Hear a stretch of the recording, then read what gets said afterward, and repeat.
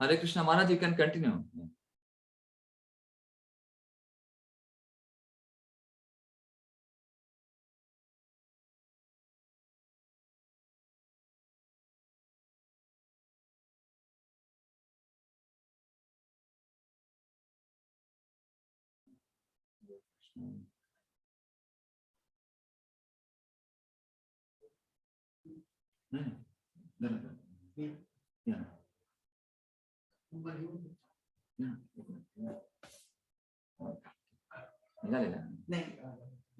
Yes. Yeah. Hare Krishna, Maharaji, are you able to hear? We are not able to hear you.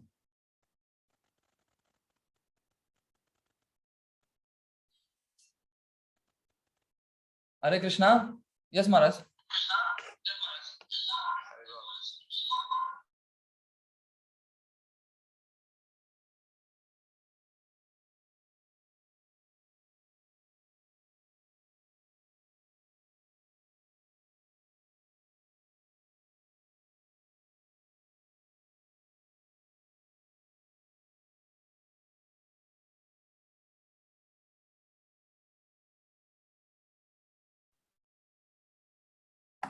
Okay. Hare Yes. Krishna. Yeah. Yes, Maharaj. Okay.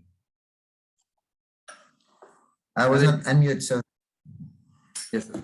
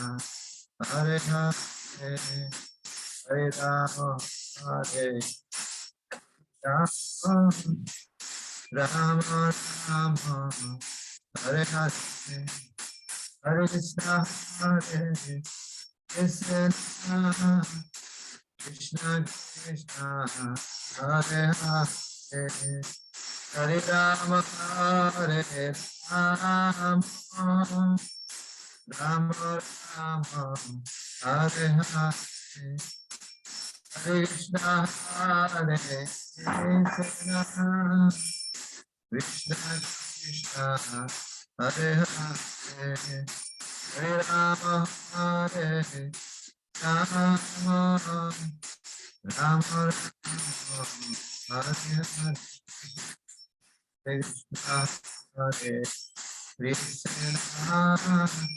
Krishna, Krishna Krishna, Hare Hare, Hare Rama, Hare Rama, Rama Rama, Hare Hare, Hare Krishna, Hare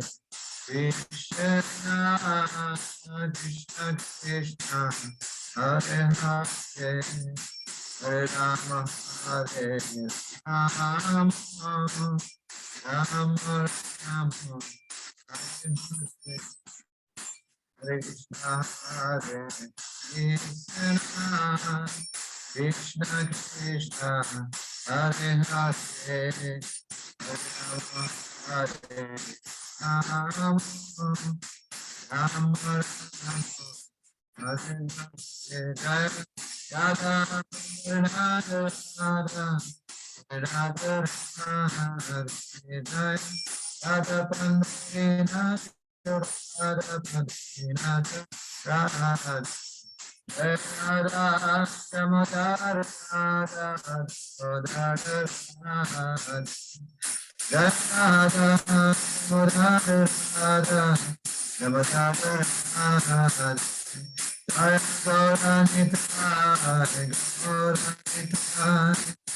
Gauranitai, Gauranitai, Jaya Gauranitai, Jaya Gauranitai, Gauranitai, Gauranitai, Jaya Gauranitai, Jaya Prabhupada, Prabhupada, Prabhupada, Jaya Prabhupada, Jaya Prabhupada, Prabhupada, Prabhupada, Jaya Prabhupada.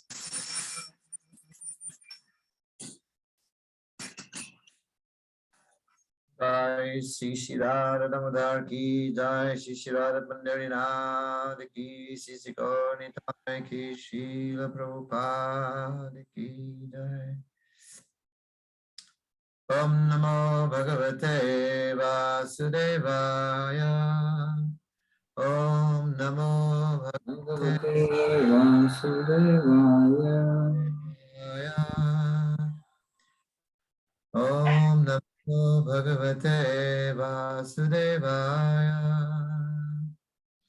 Om Jnana Timirandasya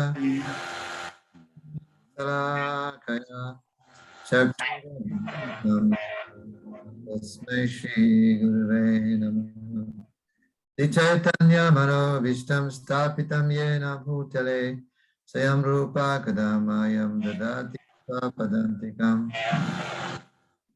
Sindhu Dina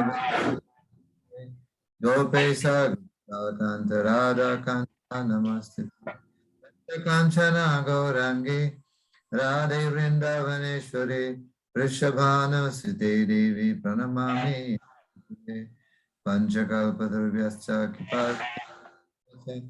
Patitanam Pavanebhyo Vaishnave Namaha. Jai Shri Krishna Chaitanya Prabhu Nityananda Shri Advaita Gadadhar Shivasari Gaura. Hare Krishna Krishna Krishna Hare Hare, Hare Rama Rama Rama. Mukam karute vasalam nandite yatpat Muhammad. Guru Hare Krishna. Hare Krishna. So I'd like to welcome all our devotees to this Bhakti of devotion. Who's translating? Maharaj, myself I am translating, but my video is not visible. I don't know, something happened here, some technical issue. but you can hear, okay? You can, Yeah, here I, yes, Maharaj. Yes, I'm very happy to be back with all of you today for this Nectar of Devotion course. तो महाराज जी कह रहे हैं कि मैं बहुत प्रसन्न हूँ कि पुनः हम लोग इस भक्ति रसामृत सिंधु के लिए मिल रहे हैं. And also very happy that you're all continuing your course. और मैं प्रसन्न हूँ कि आप सब लोग अपना ये जो कोर्स है कंटिन्यू मतलब उसे नियमित रूप से कर रहे हैं. And now we're coming to the Nectar of Devotion. तो हम लोग अभी भक्ति रसामृत सिंधु चर्चा कर रहे हैं. So today we are going to talk about the preface, the introduction. तो आज हम जो परिचय है इसके बारे में चर्चा करेंगे. So about its preface and introduction speaks about the Bhakti Rasa and Uttama Bhakti. तो परिचय है और प्रस्तावना है वो भक्ति और भक्ति रस के बारे में चर्चा करता है. So this Bhakti Rasamrita Sindhu, this book is, of course, the English rendition. Prabhupada's. This is Srila Prabhupada English rendition of Rupa Goswami. तो रूप गोस्वामी जी के जो ग्रंथ है भक्ति रसामृत सिंधु, इसका ये अंग्रेजी अनुवाद प्रभुपाद जी ने किया है भक्ति रसामृत सिंधु का. It's a kind of, Prabhupada also he wrote Krishna book. So Krishna book is written a bit like that. जैसे श्रील प्रभुपाद जी ने कृष्ण ग्रंथ भी लिखा है, वही उसी प्रकार है, वो भागवतम का वहां पर सार है. So this is the bhakti means, bhakti is devotion. तो भक्ति का अर्थ होता है डिवोशन, अंग्रेजी में जैसे कहते हैं भक्ति.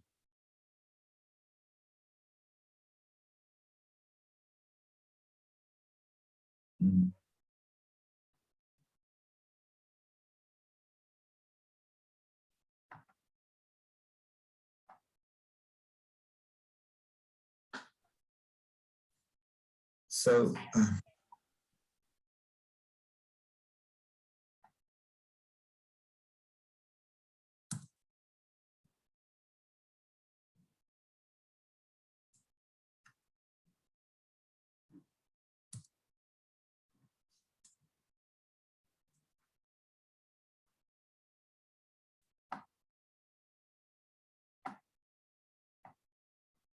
So bhakti means, I'm trying to share this page. Can you all see this page here? Not at Maharaj, it's sharing. May take some time more.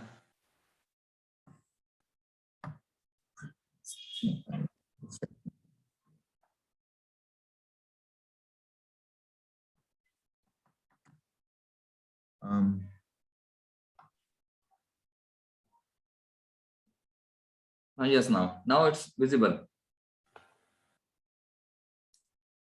Yes.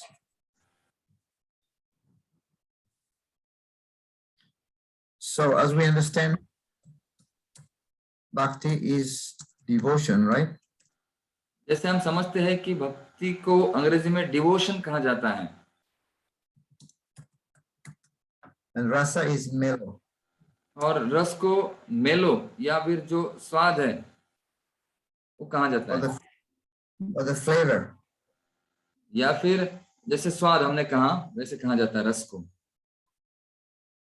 So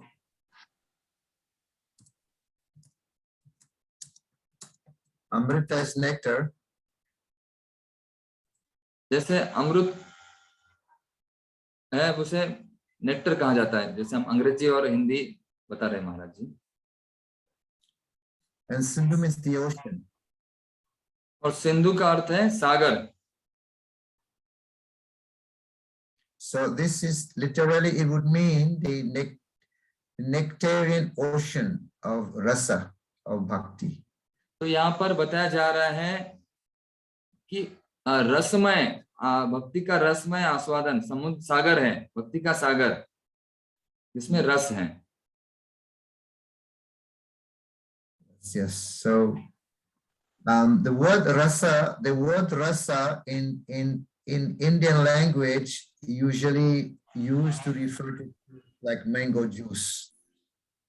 जैसे हम लोग भारतीय भाषा में रस को कहते हैं कि जूस है ना, जैसे कहा जाता है रस, जैसे आम का रस।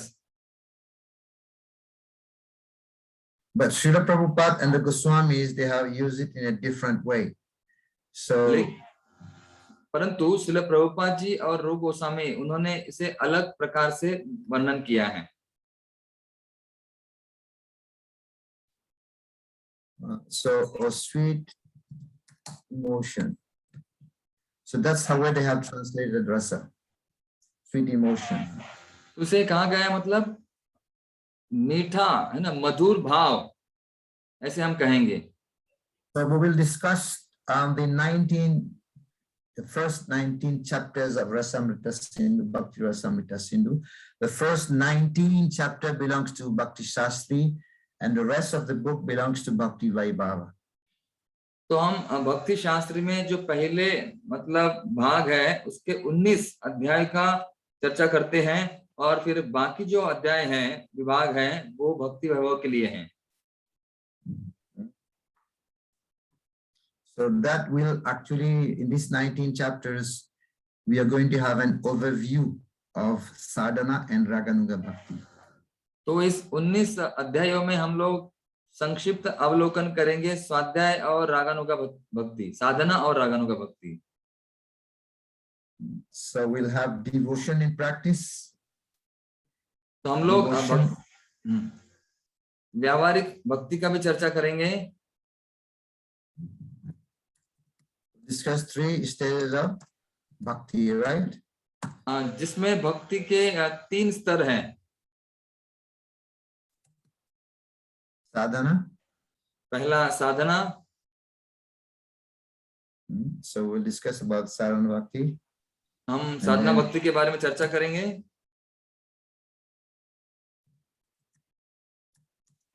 दूसरा है भाव भक्ति, तीसरी है प्रेमा भक्ति। So we will discuss these 3 stages of bhakti also. तो हम लोग यहाँ पर हम 3 स्तर का अध्ययन करेंगे। So in the preface, the Srila Prabhupada introduces Srila Rupa Goswami to the audience. So he introduces Rupa Goswami. तो आमुख में श्रील पान नंबर 11 वहां पर प्रभुपाद जी रूप गोस्वामी के उनका परिचय देते हैं। And then he speaks about the concept of bhakti rasa also. और इसी में वहां भक्ति का जो व्याख्या है वो करते हैं, रस क्या है। So as you know, Chaitanya Mahaprabhu instructed Rupa Goswami about the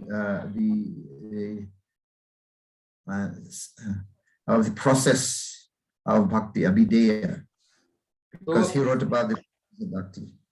हमें पता ही है कि चैतन्य महाप्रभु ने रूप गोस्वामी जी को भक्ति के रस के बारे में वर्णन किया था। वो जो प्रक्रिया कैसे है उसे हम लोग अभिदय कहते हैं। Sometimes Goswami wrote about the Sambandha Gyan. Rupa Goswami wrote about Abhideya Gyan, and then Raghunath Das Goswami wrote about Prayojana Gyan. तो सनातन गोस्वामी, रूप गोस्वामी, रघुनाथ दास गोस्वामी इन्होंने अलग अलग जैसे संबंध ज्ञान, प्रयोजन और अभिधेय ज्ञान, इनके बारे में रचना की है। So in the introduction, Srila Prabhupada focuses on the Bhakti Rasamrita itself. तो भूमिका पेज नंबर 19 में हम देखते हैं हिंदी के कि प्रभुपाद जी ने भक्ति रस के बारे में कहा है, भक्ति रसामृत सिंधु के बारे में चर्चा की है। And then he talks also about the definition of pure devotional service. और साथ ही साथ प्रभुपाद जी शुद्ध भक्ति के बारे में भी चर्चा करते हैं। So Srila Prabhupada called this book Nectar of Devotion as a summary study. तो प्रभुपाद जी कहते हैं ये जो भक्ति रसामृत सिंधु ग्रंथ है ये एक संक्षिप्त परिचय है रूप गोस्वामी जी के भक्ति रसामृत सिंधु का। It's a summary study. So Srila Prabhupada present the book in a way. Srila Prabhupada, he presented this book in a way relevant for the audience. तो प्रभुपाद जी ने उसी ग्रंथ को इस अपने भक्ति रसामृत सिंधु में इस प्रकार से प्रस्तुत किया है ताकि श्रोतागण है इसे समझ सके। So then the book is written in a way that the audience becomes acquainted with the subject matter, and then they get the right understanding of that. तो यहाँ पर इसलिए इस प्रकार से प्रभुपाद जी ने लिखा हुआ है कि जो श्रोता है वो भक्ति रसामृत सिंधु के प्रति जान पहचान कर सके और समझ सके। And this and Nectar of Devotion is a very quite technical book, and it is translated word by word. To translate it word by word is very demanding, but this is a very technical. क्योंकि जो यह ग्रंथ है भक्ति रसामृत सिंधु बहुत तात्विक ग्रंथ है और थोड़ा सा मतलब समझने के लिए कठिन जाता है, लेकिन प्रभुपाद जी ने उसका जो भाषांतर किया है वो एक एक शब्द बहुत अच्छी तरह से किया है। Srila Prabhupada focused on a summary study of Nectar of Devotion. तो भक्ति रसामृत सिंधु का जो संकलन प्रभुपाद जी ने किया है एक संक्षिप्त हमें परिचय दिया है भक्ति रसामृत सिंधु में। So the intimacy in the relationship in Madhurya Ras is very special. क्योंकि जो माधुर्य रस है ये बहुत ही विशेष है और जरूरी है, मतलब बहुत घनिष्ठ है। So as explained in our Gaudiya Vaishnava Sampradaya, so the sweetness of this rasa is primarily expressed through Bhakti Rasamrita Sindhu. क्योंकि जो हमारे गौड़ी संप्रदाय में जो मधुरता है ये विशेष करके इस भक्ति रसामृत सिंधु में वर्णित की गई है। When we see the Upanishad they are accepted practically by all the Vedic school. तो जो उपनिषद है उसे सभी वैदिक स्कूल मतलब पाठशालाओं ने स्वीकार किया है। And Bhagavad Gita is accepted by varieties of followers of Vedic culture. और जो वैदिक संस्कृति है उनके जो अनुयायी हैं पालन करते हैं उनके द्वारा भगवत गीता का स्वीकार किया गया है। And the Nectar instruction is the book is a general instruction for the followers who want to cultivate bhakti. और जो भक्ति के इच्छुक हैं या अनुयायी हैं उनके लिए भक्ति रसामृत सिंधु इसमें सामान्य नियम बताए गए हैं। No, I'm saying about Nectar instruction. हाँ, उपदेशामृत, क्षमा कीजिए, उपदेशामृत में दिया गया है। So भक्तों के लिए Nectar instruction is a sadhana book. तो ये उपदेशामृत है, ये साधना ग्रंथ है। And two books written by Rupa Goswami, Nectar of Devotion and Nectar Instruction. तो दो ग्रंथ रूप गोस्वामी जी के द्वारा लिखित है, उपदेशामृत और भक्ति Rasamrita Sindhu. The Nectar of Devotion goes deeper into the speciality of Bhakti Rasa. जो ये भक्ति रसामृत सिंधु है ये भक्ति के विशेष रस में गहराई में जाता है। The word Gaudiya means Gauda Des, the area where Sri Chaitanya Mahaprabhu appeared. तो गौड़ीय मतलब गौड़ देश, बंगाल परिसर जहाँ चैतन्य महाप्रभु प्रकट हुए हैं।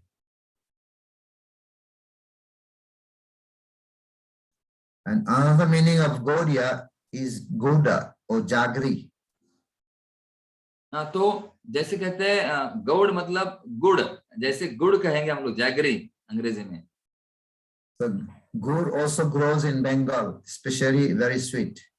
तो ऐसे गुड़ भी बंगाल में मिलता है, बहुत ही मधुर होता है। So the special sweetness of Madhurya Rasa is actually revealed by Sri Chaitanya Mahaprabhu. तो जो विशेष मधुरता है वो चैतन्य महाप्रभु के द्वारा हमारे लिए प्रकट की गई है। So that special sweetness comes from Sri Chaitanya Mahaprabhu. और जो विशेष ये मधुरता है, मिठास है, वो चैतन्य महाप्रभु के द्वारा ही हमें प्राप्त होती है। So Sri Chaitanya Mahaprabhu he sent the Goswamis to Vrindavan with 4 instructions. तो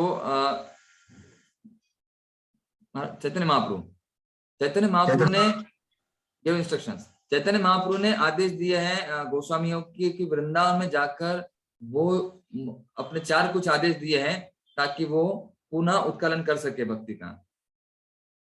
So he gave them, Chaitanya Mahaprabhu gave them 4 instructions.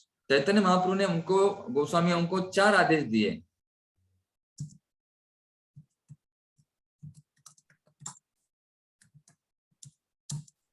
The lost places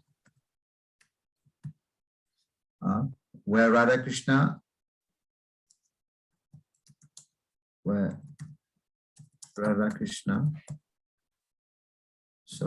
Radha Krishna had their pastimes. तो पहला कि जहां पर राधा कृष्ण इनकी लीलाएं हुई है, उस जो स्थली है लीला स्थली, उनका खुदाई करो। And then build temples. और फिर मंदिर बनाओ। So they had built like Radha Damodar temple, Radha Madan Mohan, and many other temples. जैसे राधा दामोदर मंदिर है, राधा मदन मोहन मंदिर है, ऐसे कई सारे मंदिर गोस्वामियों ने बनाए हैं। And the third one, write books. और तीसरा है ग्रंथ लिखना। So how to write, establishing how the devotional service is a conclusion of the teachings of Vedic scriptures. तो ऐसे ग्रंथ जिसमें बताया गया है कि जो भक्ति है वो सभी शास्त्रों का एक निष्कर्ष सार है। As he wrote, as Krishna says, Vedaishta sarvar aham eva vedya, of all the Vedas I am to be known. जैसे भगवत गीता में भगवान ने कहा है कि वेद्यच्च सर्वेर अहम एव वेद्यो, सभी वेदों के द्वारा मुझे ही लोग जानेंगे। And Krishna also said that bhaktyamam abhijanati, only you will know me only through bhakti. और जैसे भगवान ने भी कहा है कि भक्त्यमाम अभिजानाति, केवल भक्ति के द्वारा ही आप मुझे समझ सकोगे। So bhakti is a conclusion of the Vedic scriptures as far as sadhana to be followed to attain Krishna. तो भक्ति हमारे लिए वैदिक जो संस्कृति है उसका पूरा सार है, जो हम उसका पालन कर सकते हैं साधना के तौर पर। Nana Sastra Vichara Naika Nipuna Lokanamita Tribhuvan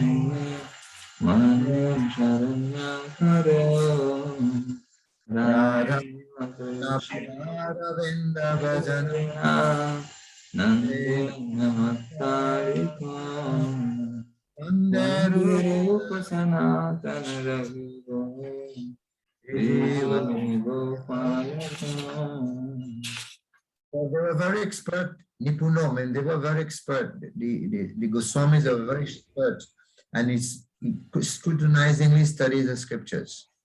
Goswami ji है बहुत ही वो दक्ष थे, कुशल थे, और उन्होंने अच्छी तरह से शास्त्र का पठन किया था।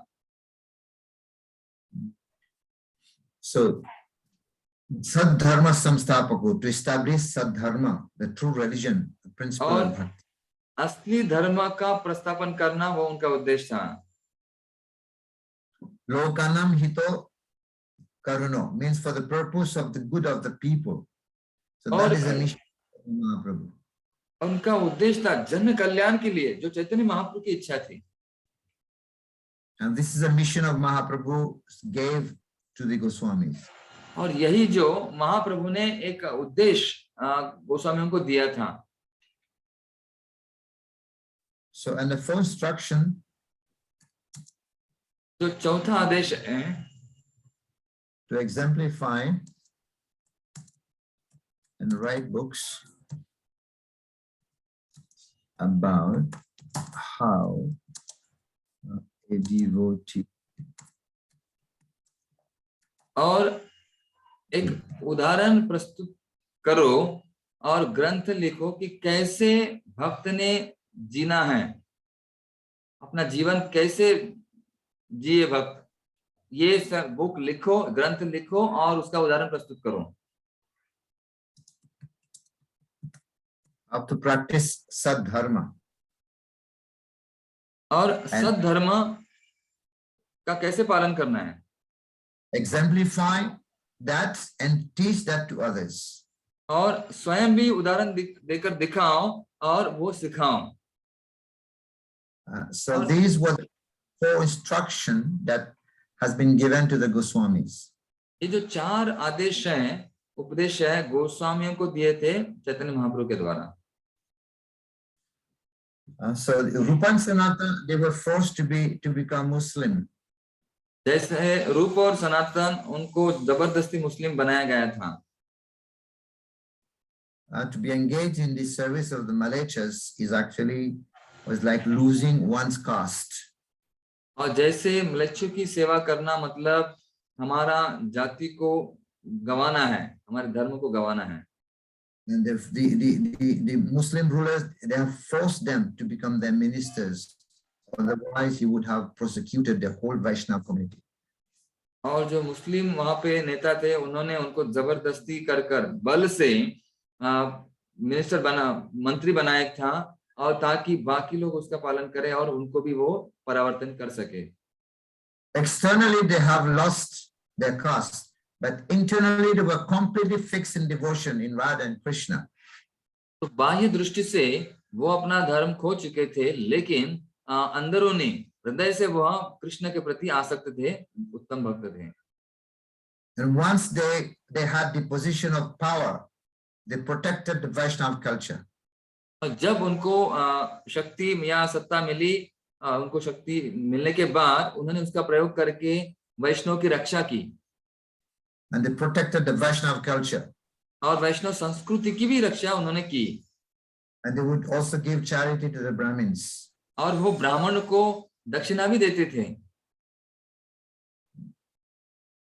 So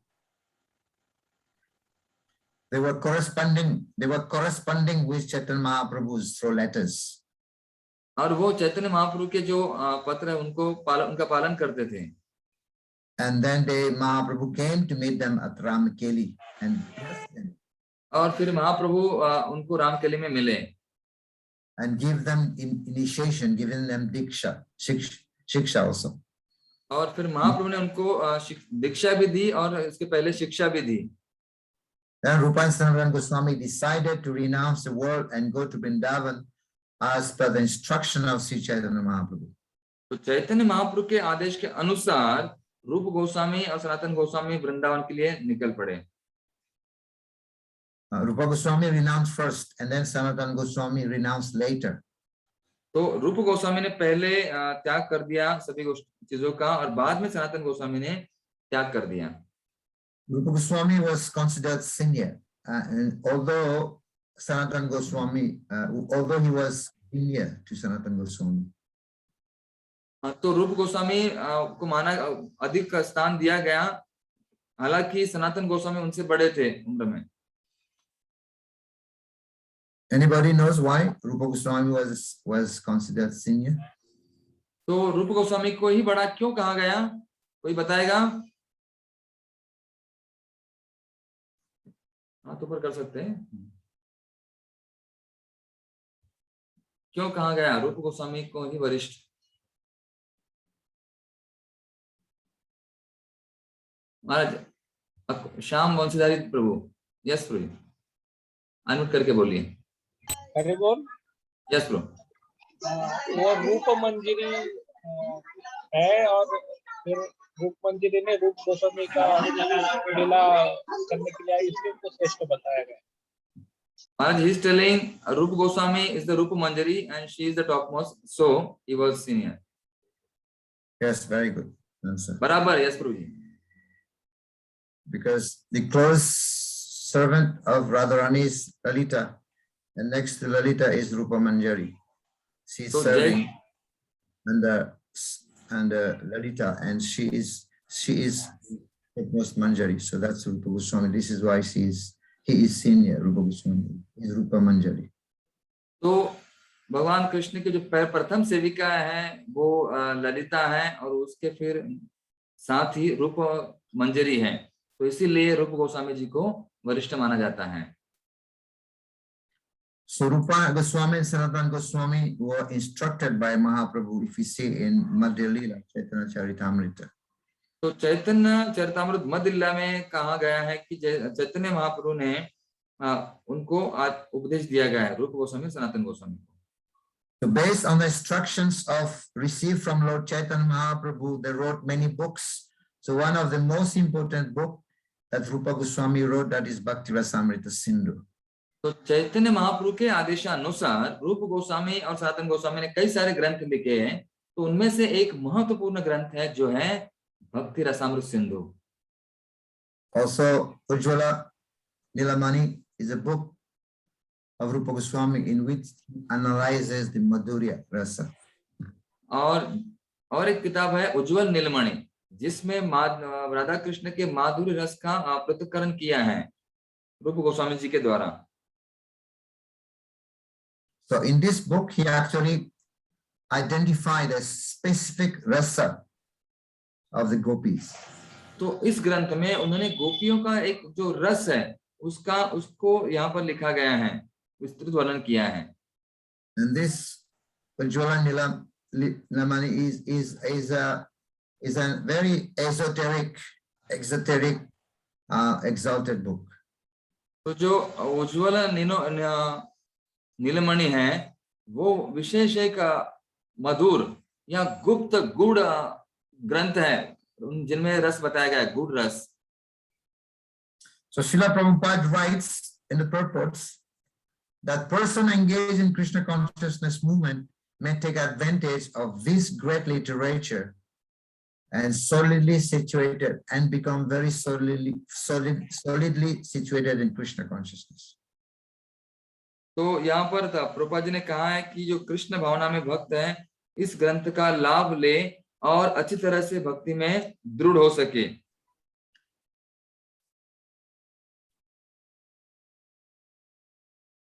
So Srila Prabhupada writes as devotion, but he writes devotional service. तो प्रभुपाद जी डिवोशन मतलब भक्ति को भक्तिमय सेवा के रूप में लिखते हैं, उसका भाषांतर करते हैं। Not only bhakti, not only devotion, but Prabhupada says devotional service. तो केवल भक्ति नहीं तो भक्तिमय सेवा, ऐसे प्रभुपाद जी ने अंग्रेजी में उसकी व्याख्या की है।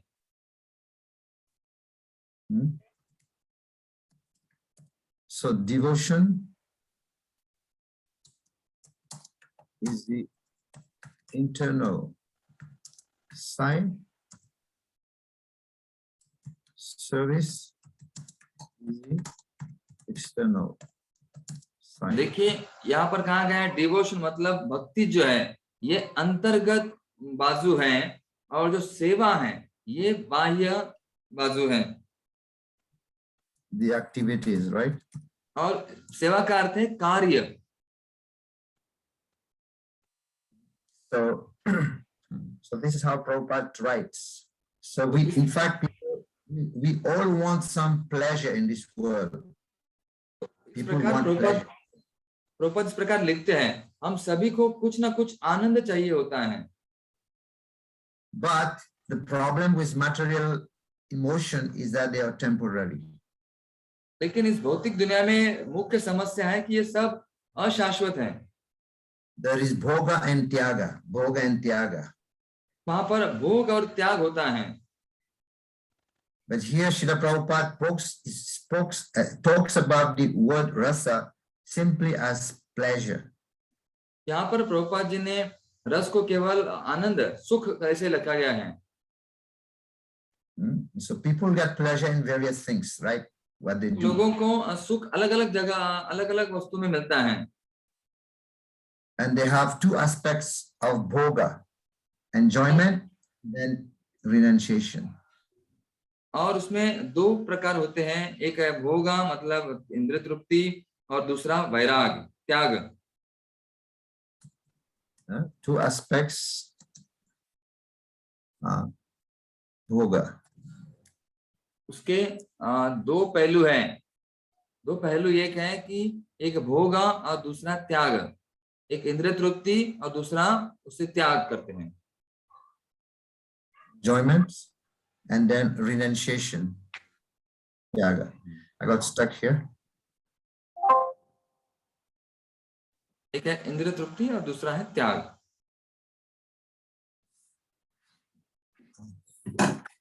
Wait a minute. I have to put my.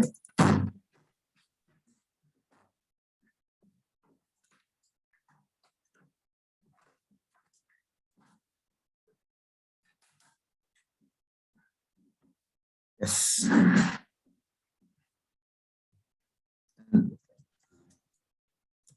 Renunciation. Bhoga and Tyaga. These are two aspects of Bhoga. So one book. Just like one looks to eat gulab jamun, right?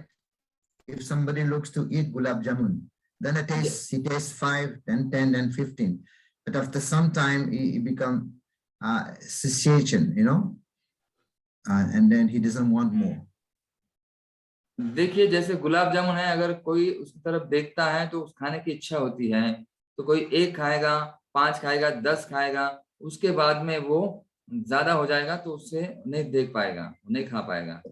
In the beginning there is pleasure, but then at the end it becomes frustrated too much. तो शुरुआत में उसे सुख प्राप्त होता है, लेकिन बाद में वही निराश होता है और दुख प्राप्त होता है. So people enjoy for some time and after some time they give it up. जैसे लोग कुछ समय नृत्य करते हैं लेकिन बाद में उसका त्याग कर देते हैं. It's like an alcoholic drink. He drinks. I know he drinks alcohol and then he got a hangover and says, I never drink alcohol. I will never drink alcohol anymore. जैसे कोई शराब पीता है तो शुरुआत में वो पीता है, लेकिन बाद में उसे थोड़ा सा मतलब बुरा लगता है, ठीक नहीं लगता है, वो कहता है कि नहीं मैं अभी बाद में नहीं पीऊंगा इसके बाद. But after some time later, then he drinks again. और जैसे वो नशा जब उतर जाती है तो कुछ समय के बाद वह फिर पीता है. Means it's chapala sukh. जैसे उसे कहेंगे चपल सुख.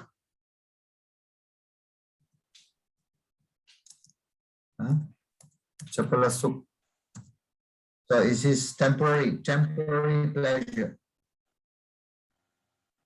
वह है क्षणिक सुख, कुछ समय के लिए. Temporary pleasure, right? So तो कहेंगे अस्थायी सुख. Bhakti rasa is permanent pleasure. तो ये भक्ति रस है, ये शाश्वत सुख है.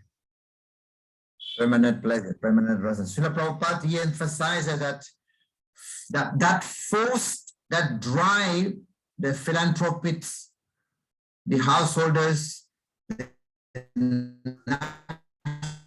nationalists. तो प्रभुपाद जी यहाँ पर वर्णन कर चुके हैं भूमिका में कि जो बल है, Also called rasa. वो जो बल है, वो जो सुख है, वो किसी गृहस्थों को या जो भी समाज कार्य कर रहा है उनको प्राप्त होता है, उसे भी एक रस कहते हैं. It's a kind of mellow. It's a relationship. ये कोई एक संबंध है जो एक रस के समान तुलना की जाती है, मधुर लगता है.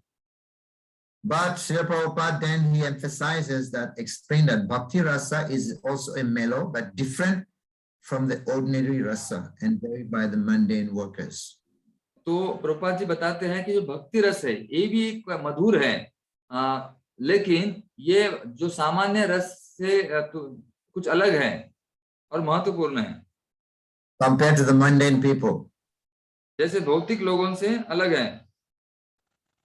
So material enjoyment, material engagement means accepting a particular status for some time and then changing. जैसे भौतिक इंद्र तृप्ति मतलब कुछ समय के लिए वो स्वीकार करना है इंद्र तृप्ति का, और फिर बाद में उसे बदल देना है। And it is never for a longer time. It is just it's a temporary things. और वह ज्यादा समय के लिए स्थायी नहीं होता है, कुछ समय के लिए होती है। And Indra then Tripti. ultimately death will destroy everything. और जो मृत्यु है वो हर चीज समाप्त कर देता है, सब नष्ट करता है। We may say that we are happy in my situation, but how long we'll be happy? How long we are going to stay in that situation? तो हम लोग कहते हैं कि हम अपने अपने स्तर पर सुखी हैं, आनंदी है, लेकिन कितने समय तक? But bhakti rasa is not taken away by death. लेकिन भक्ति रस जो है वो मृत्यु के द्वारा, उसका मृत्यु का कोई असर उसके ऊपर नहीं होता है। Neha prikamana swasti pratyavayana vidyate swalpam apyasya dharmasya trayate mahato bhayat. So there is no loss or diminution. A little advancement on this path of bhakti can protect one from the most dangerous types of fear. तो भक्ति में जो है थोड़ा सा अगर हमने कुछ कार्य किया, भक्ति में कार्य किया, तो उसमें कोई नुकसान नहीं है, वो घटता नहीं है, वो हमेशा के लिए हमारे साथ रहता है। बहुत हमारा जो नुकसान है वो बचाता है, उससे हमें बचाता है।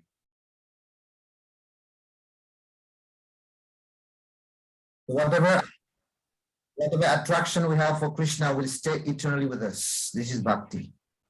और किससे मतलब किस कारण हम लोग भगवान के प्रति आकर्षित होते हैं, उसे ही भक्ति कहते हैं। So bhakti is continuous life after life and continues in the spiritual world. तो भक्ति जो है एक जीवन के बाद दूसरे जीवन के बाद ऐसे सतत चलती है, वो नष्ट नहीं होती है और आध्यात्मिक जगत तक हमें पहुंचाती है। No material position will stay forever, but bhakti stays forever.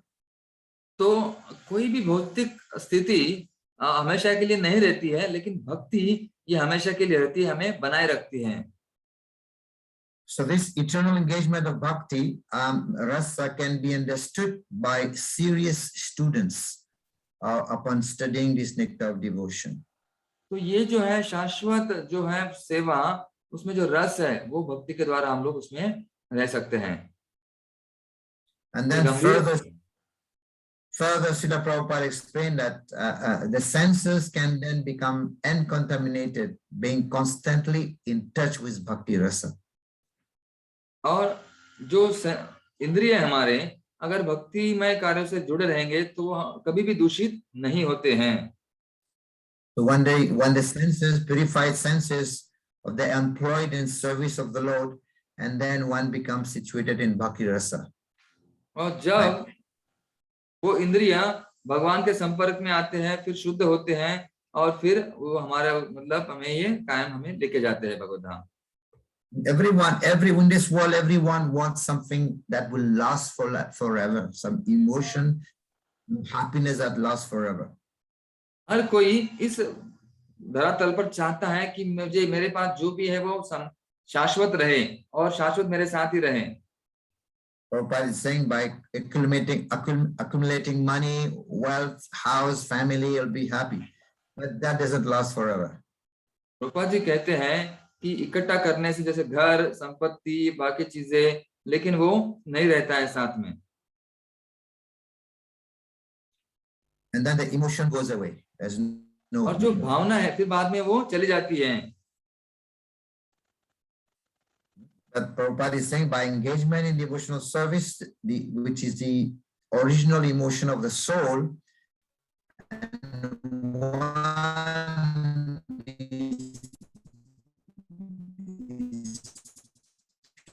love becomes awakened, our is directed. तो प्रभुपाद जी वहां कहते हैं कि भक्ति में लगने के कारण हमारा जो आत्मा का मूल स्वभाव है वो हमें प्राप्त होता है और उसके द्वारा ही हम लोग प्रगति करते हैं। So Prabhupada saying that bhakti and bhakti yoga, they are different. Bhakti yoga is a process by which one develops bhakti. Prabhupada ji, भक्ति योग और भक्ति इससे अलग कहते हैं। भक्ति योगा जो है ये प्रक्रिया है जिनके द्वारा भक्ति उत्पन्न होती है। Bhakti rasa is an emotion. Bhakti rasa is emotion. Maharaj, could not hear you properly. Statement. Okay, bhakti rasa is an emotion. तो भक्ति रस जो है ये भावना है। Vaibhav? Yes Maharaj. Okay. All right.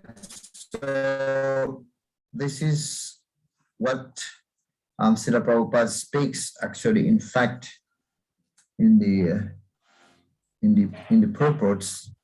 And one more point made, like the basic principle of the living condition is that we have general propensity to love someone. तो मुख्यतः जो जीवात्मा के पास है वो जो एक वृत्ति होती है किसी से प्रेम करना। The human society is teaching us how to love our country, our family, our personal self.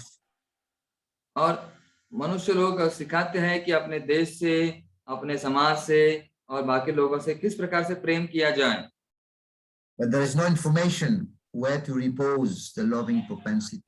There is no information about that, and where everyone can become happy. और ऐसे कोई बताया नहीं गया है कि प्रेम की वृत्ति कहाँ से आती है और हर कोई जिससे सुखी हो।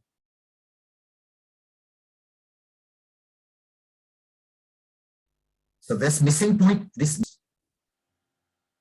और वही नहीं है, वही सिखाया नहीं जाता है।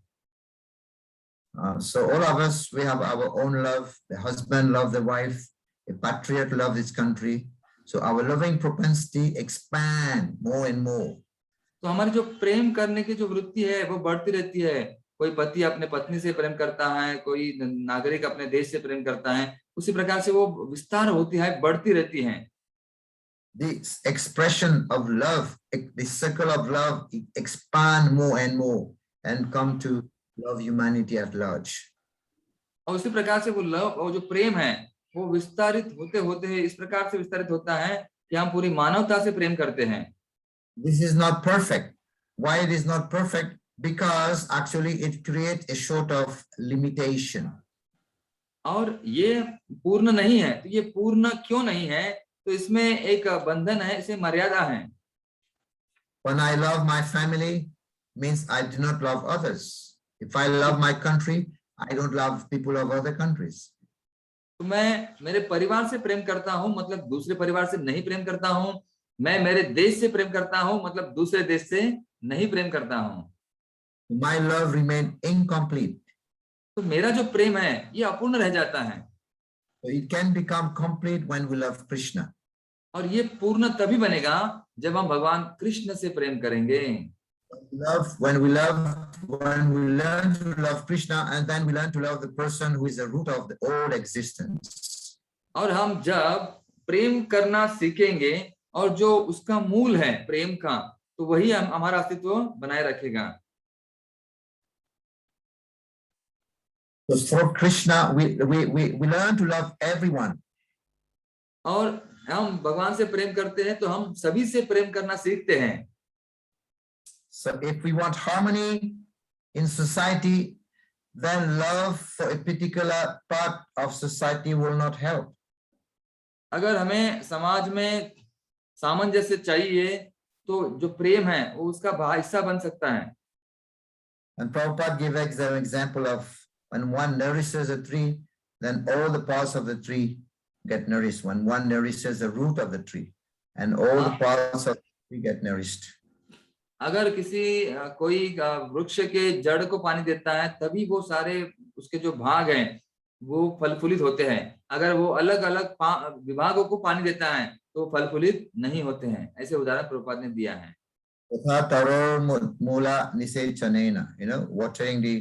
Pouring water on the root of a tree, it energizes the trunk, the branches, the twigs, and everything else gets supplied of food.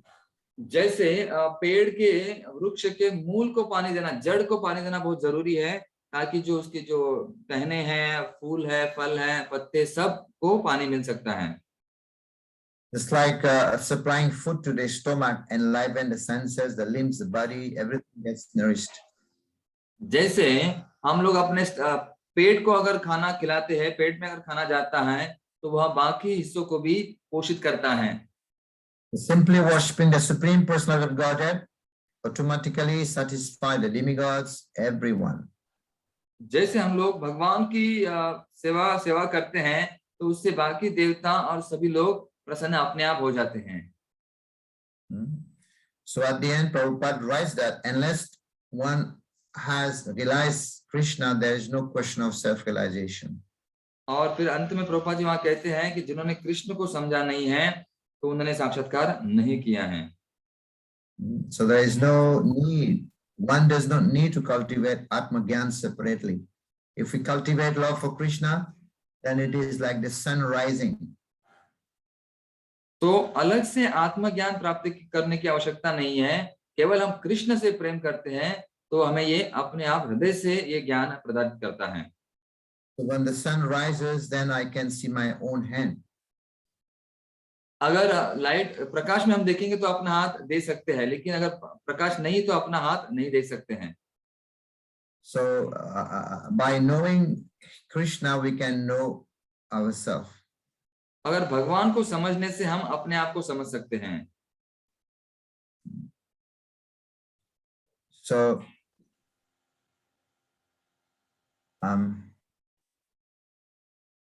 yes. So we were talking about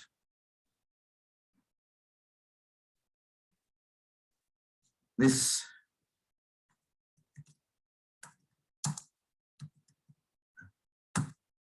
in material rasa, it is bhoga and tyaga, right? जैसे हमने चर्चा किया, भौतिक रस जो है उसमें भोग और त्याग होता है और चपल सुख होती है।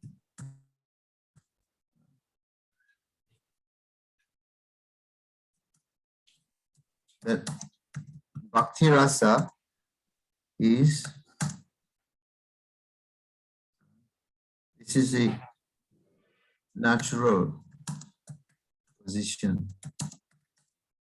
of the soul. और भक्ति रस जो है ये स्वाभाविक स्थिति है आत्मा की। And it is permanent. और यह शाश्वत होता है। So we can say eternal also. जैसे हम लोग से शाश्वत कह सकते हैं, So स्थायी this रूप is- से। Yeah. And in the structure of the introduction, you will find the Mangalacharan. और फिर पेज नंबर 19 में देखिए, शुरुआत में भूमिका में आता है मंगलाचरण, हिंदी किताब में।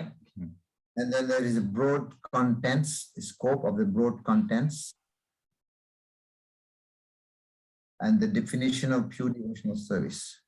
और फिर उसमें संदर्भ आएगा और व्याख्या आती है भक्ति रसामृत सिंधु की।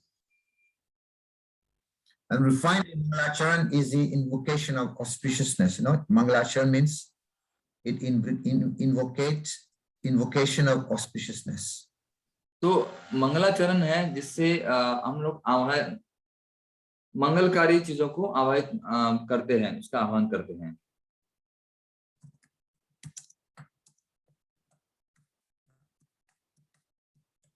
What is the purpose of Mangalacharan?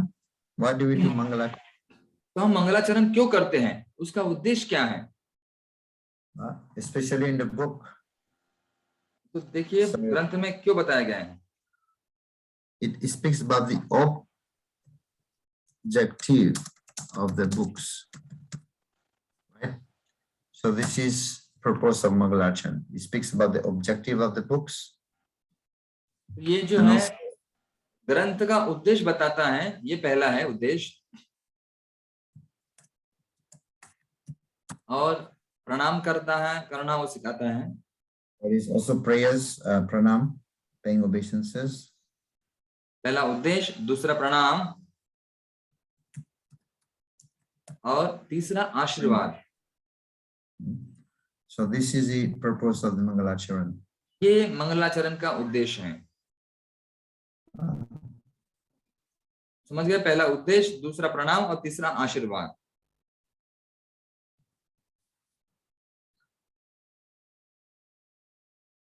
So any question here? किसी का कोई प्रश्न है? किसी माता जी ने हाथ ऊपर किया था, कृपया हाथ डिजिटल हाथ ऊपर कीजिए।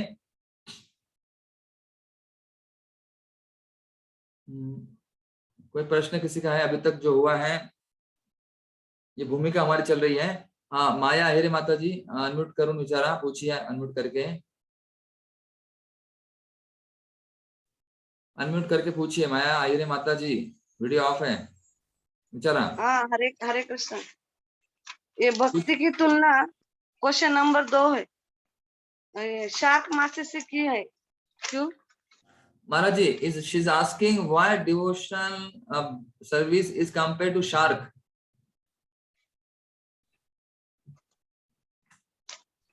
Oh, we'll come to that. हम आएंगे उस तरफ माता जी, थोड़ा आगे वाले प्रश्न आप पूछ रहे हैं। अच्छा अच्छा। अच्छा, हाँ आएंगे, तब तक आगे रहेगा, आएगा वो। और कोई किसी का प्रश्न?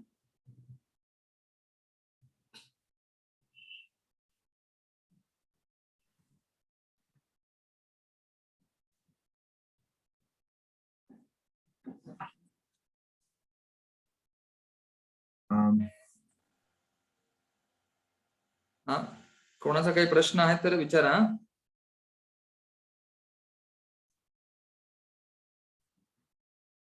Okay, so let us write something now. तो हम अभी लिखेंगे। संतोष नाईक प्रभु, महाराज वन क्वेश्चन। संतोष नाईक प्रभु विचारा। हरे पूछो। कृष्णा, दंडवत प्रणाम महाराज जी। हाँ, ये जे रामकेलीला चैतन्य महाप्रभू भेटलेले, त्यांना शिक्षा दिली, ते 2 महिने त्यांना कथा सांगितलेली ना, असं वर्णन आहे ना? Maharaj ji is asking, Chaitanya Mahaprabhu met both of them to Ramkeli, and he was talking some around 2 months. So is it? Please explain that. Tell me again, one sir. What is that? Chaitanya Mahaprabhu met Rupa and Sanatan in Ramkeli. So they discussed 2 months. Is it correct? 2 months? They discussed. He instructed Chaitanya Mahaprabhu to both of them. The duration period. Yeah, in Ramkeli.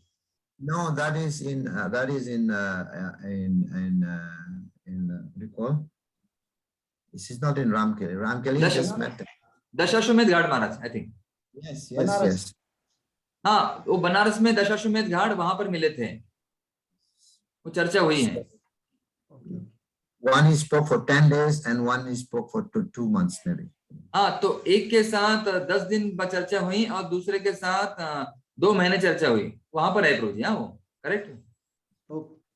And when he met them in Ramkeli, they were not, they had not joined at that time. तो वहां पर उन्होंने चर्चा नहीं की। Yes Maharaj. Many devotees were thinking, why Chaitanya Mahaprabhu is going to Ramkeli? I mean, certainly he went to Ramkeli just to deliver and meeting them for the first time, Rupa and Sanatan, because Rupa and Sanatan, they were still government people. So they came secretly to meet Chaitanya Mahaprabhu. तो कई सारे भक्त सोच रहे थे कि चैतन्य महाप्रभु राम के लिए क्यों जा रहे हैं, तो केवल चैतन्य महाप्रभु प्रथम था, मतलब पहली बार दोनों को मिलने वाले थे, वो भी गुप्त रीत्या मिले, क्योंकि वो दोनों अभी भी मुस्लिम वहां पर राजशाही में, मतलब शासन में मंत्री थे, मंत्री पद पर थे, तो वो गुप्त रीत्या मिले महाप्रभु से। यस प्रभु। ओके महाराज जी, वन मोर माया अहिरे माता जी आस्किंग। माता जी पुन्हा विचारा, बोला, पूछिए माया अहिरे माता। हा विचारा। मी हात नाही वर्क केला होता। हात तुम्हें दिसतोय इकडे, ठीक आहे बरं। हाँ, और एक महाराज वन क्वेश्चन माता जी आस्किंग। यस, सत्यभामा सुंदरी माता जी पूछिए। हरे कृष्ण प्रभु जी, दंडवत प्रणाम प्रभु जी। प्रभु जी, वो रूप गोस्वामी और सनातन गोस्वामी जन्म में वो मुसलमान नहीं थे क्या? महाराज जी, माता जी आस्किंग, रूप and Goswami both were not Muslim from the birth, By birth they were Muslim or no? No, they were sons of Brahmanas. नहीं, वो ब्राह्मण के पुत्र थे, जी प्रभु But they were forced to serve with the Muslim king, because if they would not do that, then the Muslim king would kill the Vaishnavas. So just to save their life, they accepted to serve with the Muslim. उनको बलपूर्वक धर्म परिवर्तित किया, उनको बलवर्तित बताया गया था कि मुस्लिम बनो, नहीं तो हम बाकी वैष्णव की हत्या कर देंगे। तो बाकी वैष्णव को बचाने के लिए उन्होंने वह परावर्तन मतलब जो भी धर्म नाम बदल दिए। Their father did not like it, but their father was doing yajna almost every day just to purify their son. और उनके पिताजी है, उनको अच्छा नहीं लगा कि अपने पुत्रों का नाम बदल दिया है, वहां मिलेच्छों की सेवा कर रहे हैं। तो उनके पिताजी हर दिन यज्ञ करते थे ताकि उनके पुत्र वापस उनको वो स्थान शक्ति प्राप्त हो सके, वो बचे रहें। ठीक है माता जी? Yes. They were called Dabir Khas and Sakala Malik. उनका नाम था डबीर खास और साकार मलिक। महाराज, वन मोर क्वेश्चन, नाइक प्रभु जी आस्किंग। प्रभु जी विचारा, पूछिए प्रभु जी। संतोष नाइक प्रभु, अनम्यूट करके पूछिए। Hare Krishna. Yes. The title Bhakti Rasamrut Sindhu in other language and Nectar of Devotion.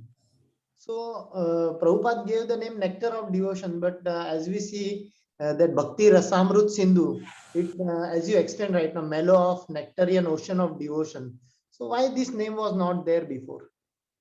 I will translate. तो प्रभु जी पूछ रहे हैं, जैसे वो नेक्टर ऑफ डिवोशन अंग्रेजी में कहते हैं और भक्ति रसामृत सिंधु अलग है, तो ऐसे वो अलग अलग क्यों दिया गया है नाम? Yes Maharaj. Yes, because I said already that Prabhupada said this book is the English translation is a summary. So the title was a summary. तो शुरुआत में प्रभु जी ने कहा ये संक्षिप्त परिचय है रूप गोस्वामी जी के जो मूल किताब ग्रंथ का, तो इसलिए ये नाम भी संक्षिप्त है, nectar of devotion. But yes, one last question, शायद। Yes. There was a question about the shop. I want. हरे कृष्णा महाराज जी, धन्यवाद, प्रणाम। पूछो। महाराज जी, मेरा क्वेश्चन है कि जो भक्तों पे अत्याचार होते हैं, जैसे बहुत सारे अत्याचार हुए, तो भगवान अत्याचार करने के पहले क्यों उनकी सुरक्षा क्यों नहीं करते, अत्याचार के बाद क्यों करते?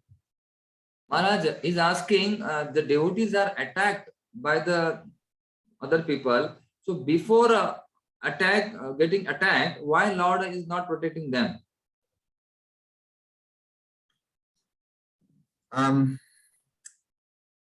He's protecting the devotees. तो भगवान रक्षा करते हैं। But when we see from the external point of view. लेकिन हम बाह्य दृष्टि से देखते हैं। Just like for example, you have Maharaj Parikshit. जैसे देखिए महाराज Parikshit. Yes, Maharaj. He was beaten by the snakes, Takshak, right? जैसे महाराज परीक्षित वो स्नेक के द्वारा उनको काटा गया था। So and then left his body. So does that mean the Lord did not protect him? The Lord protected him when he was in the womb. So why did that the Lord would not protect him? तो बाएं दृष्टि देखेंगे तो भगवान ने उनकी रक्षा नहीं की, फिर भगवान ने उनको बचपन गर्भ में भी क्यों बचाया? We have the example of Jatayu. Jatayu was trying to fight to save Sita, but he was then beaten. His wing was cut, and then he died. जैसे हमारे पास जटायु का भी उदाहरण है, जटायु लड़ाई कर रहे थे, उनके पंख काटे गए और उनका फिर मृत्यु हो गया है। ऐसे कैसे? But Lord Ramchandra met him, and then Lord Ramchandra spoke to him, and then Lord Ramchandra gave him mukti on the spot. And Lord Ramchandra himself, he did his funeral, his lost rights.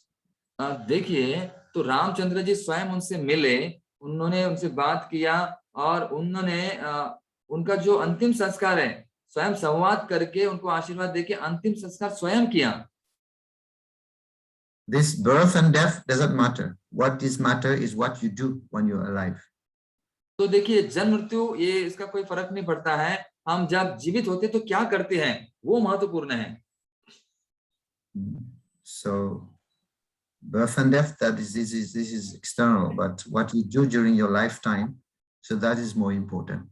देखिए जीवन मरण तो ये विभाग है, ये तो आएगा ही, लेकिन हम अपने जीवित होने के बाद क्या करते हैं वह महत्वपूर्ण है। So there was another question about the devotees compared to shark. I want to answer this one. तो एक प्रश्न किसी ने भक्त ने पूछा था कि वो शार्क के बारे में, तो उसका उत्तर महाराज जी देना चाहते हैं। So devotees are compared to shark because they have no interest. Because shark does not live in the shallow water. The shark, they go deeper into the ocean.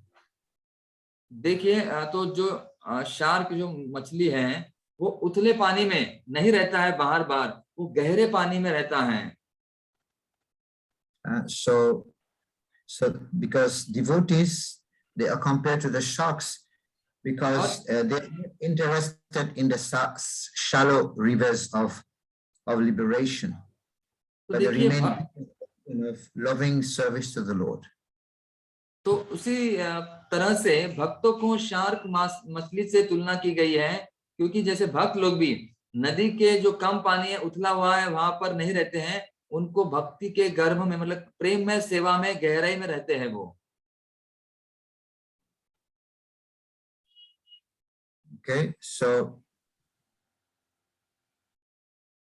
and also another quality is mentioned here, the attitude of the preachers.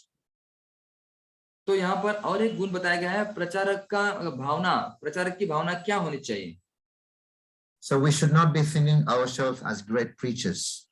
तो हमें अपने आप को एक बड़ा प्रचारक नहीं मानना चाहिए। So we should be thinking that we are simply an instrumental to the previous acharyas. तो हमें सोचना चाहिए कि हम केवल एक निमित्त मात्र हैं जो हमारे पूर्ववर्ती आचार्यों के हाथ की कठपुतली है। So and simply by the following their footstep, then one may be able to do something for the benefit of suffering humanity. और केवल उनके आदेश के अनुसार ही, उनके कृपा से ही हम लोग जो मनुष्य जो दुख में हैं उनको मदद कर सकते हैं। So you may also be want to write this. यहाँ पर महाराज जी लिख रहे हैं इसका विभाग।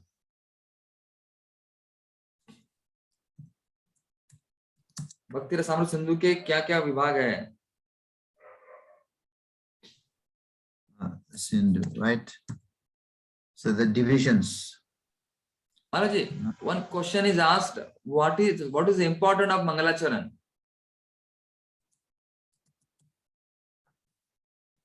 We have already mentioned is Mangalacharan.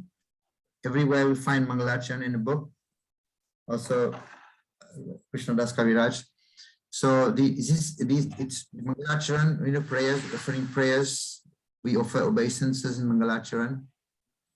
We say Om Jnana Timirandasya Jnana Salakaya Chaksurun Militam Yena Tasmai Sri Guruve Namaha.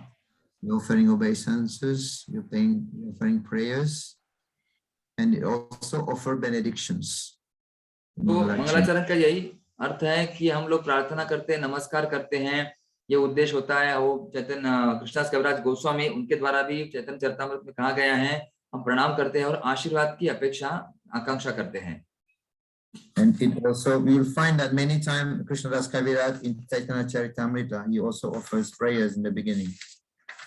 जैसे हम लोग चैतन्य चरितामृत में कृष्णदास कविराज गोस्वामी के द्वारा देखते हैं, वो प्रार्थना से शुरुआत करते हैं।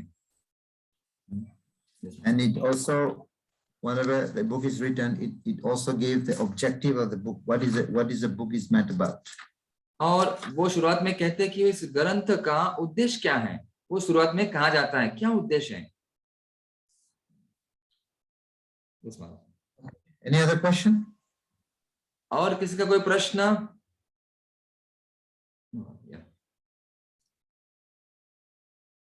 तो अभी हम लोग देखेंगे, यहाँ महाराज लिख रहे हैं 4 मुख्य विभाग भक्ति रसामृत सिंधु के।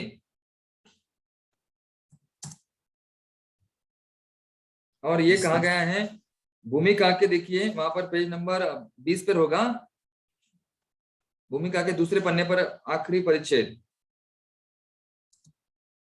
वहां नोट कर सकते हैं आप, मार्किंग कर सकते हैं हाइलाइटर से। This is the eastern division. हाँ, पूर्व विभाग। And then we have Dakshina. दक्षिण विभाग। Western Vibhag means southern, right? 7 number का परिच्छेद देखिए, उस वक्त दिया गया है भूमिका का, दक्षिण विभाग। And then you have Paschima. फिर आता है पश्चिम विभाग।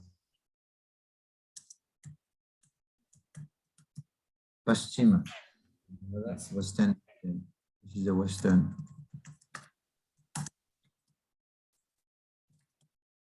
Right. And then Uttara, right? Yes Maharaj. फिर आता है उत्तर विभाग। So this is northern, right? Yes. Northern division. So these are the different divisions of this Bhakti Rasamrita Sindhu: Purva Vibhag, Paschima Vibhag, Paschima Vibhag, and Uttara Vibhag. तो यह भक्ति रसामृत सिंधु 4 विभागों में विभाजित किया गया है, जैसे कि पूर्व, दक्षिण, पश्चिम और उत्तर। So then we'll find the divisions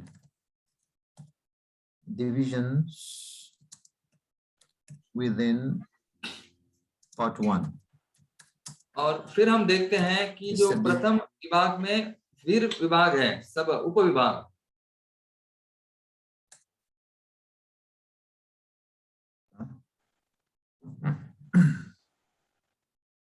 So the first wave.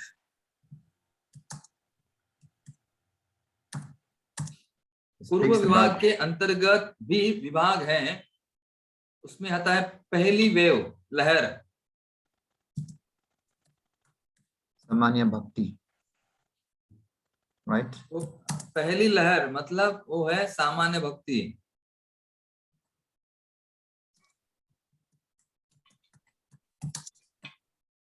Of devotional service. तो सामान्य भक्ति मतलब भक्ति के सामान्य नियम। This is called Samanya Bhakti. Samanya, general description of devotional service. तो उसे सामान्य भक्ति या भक्ति का सामान्य वर्णन कहा गया है।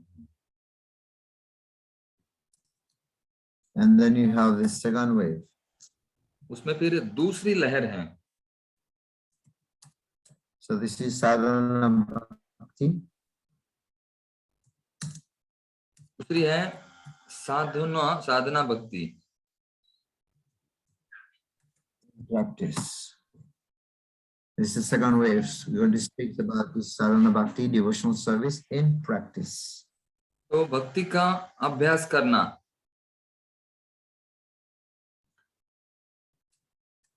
And then the third wave is bhava. तीसरी जो लहर है वो है भावों के विषय में है। Devotional service in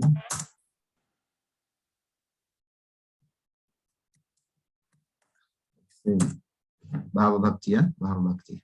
हाँ, भावों के विषय में है। 7वां पैराग्राफ उसमें सब दिया गया है, हिंदी भक्त या मराठी भक्त देखिए भूमिका के। और चौथी फिर लहर है Prema Bhakti. प्रेम भक्ति।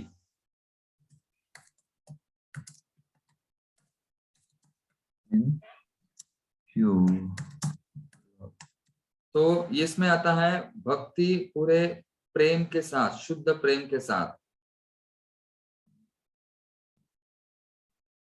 So these are some of the we're going to speak it as we go on. Different days.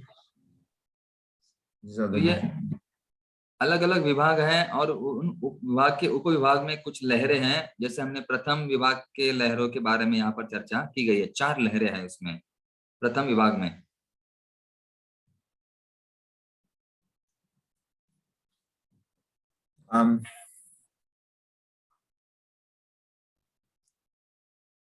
Okay, so today we'll be ending here. Is there any more questions regarding to what we have done so far? तो किसी का कोई प्रश्न है तो पूछिए। हाँ, कोई प्रश्न अब तक हमने चर्चा जो की है। अरे माता जी का प्रश्न, तीसरा प्रश्न।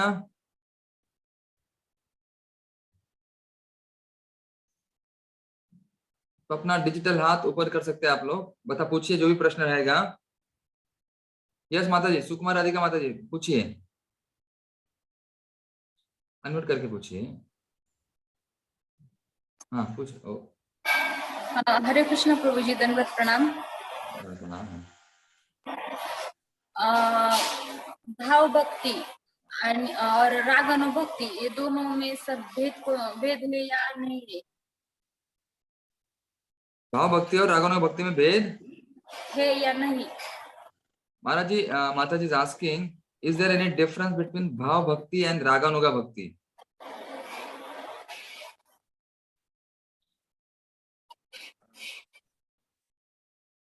Raganuga Bhakti, I mean, when we speak of sadhana bhakti means bhakti in practice, right? That's clear? तो साधना भक्ती म्हणजे महाराज, what you spoke? Yeah, can you Maharaj once repeat it? Sadhana bhakti has said devotional service in practice. तो साधना भक्ति मतलब एक व्यावहारिक भक्ति जैसे अभ्यास करना, वो होता है साधना भक्ति। So bhav bhakti means devotional service in ecstasy. Ecstasy is one step before pure love of Godhead. और जो भाव भक्ति है वो मतलब एक्सटेसी से कहेंगे, भाव में भक्ति करना है जो प्रेम के आगे है, शुद्ध प्रेम के आगे होती है, वो भाव उत्पन्न होना एक अभ्यास है, और ये एक शुद्ध भाव के आगे भाव कहेंगे उसको। ठीक है माता जी। And Raganuga Bhakti means devotion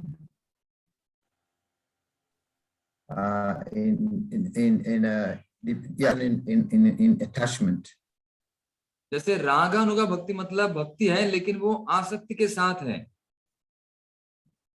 So when we are performing devotional service, we have to do practice first in the beginning. In the Vrindavan, they have spontaneous, it is called spontaneous love. देखिए, स्वाभाविक प्रेम के लिए पहले हमें भक्ति का अभ्यास करना पड़ेगा, तो वो अभ्यास करने वाली भक्ति है ये रागानुगा भक्ति है। फिर बाद में जो है वो प्रेम अपने आप स्वाभाविक उत्पन्न होगा, नैसर्गिक स्वतः प्रेम उत्पन्न होगा।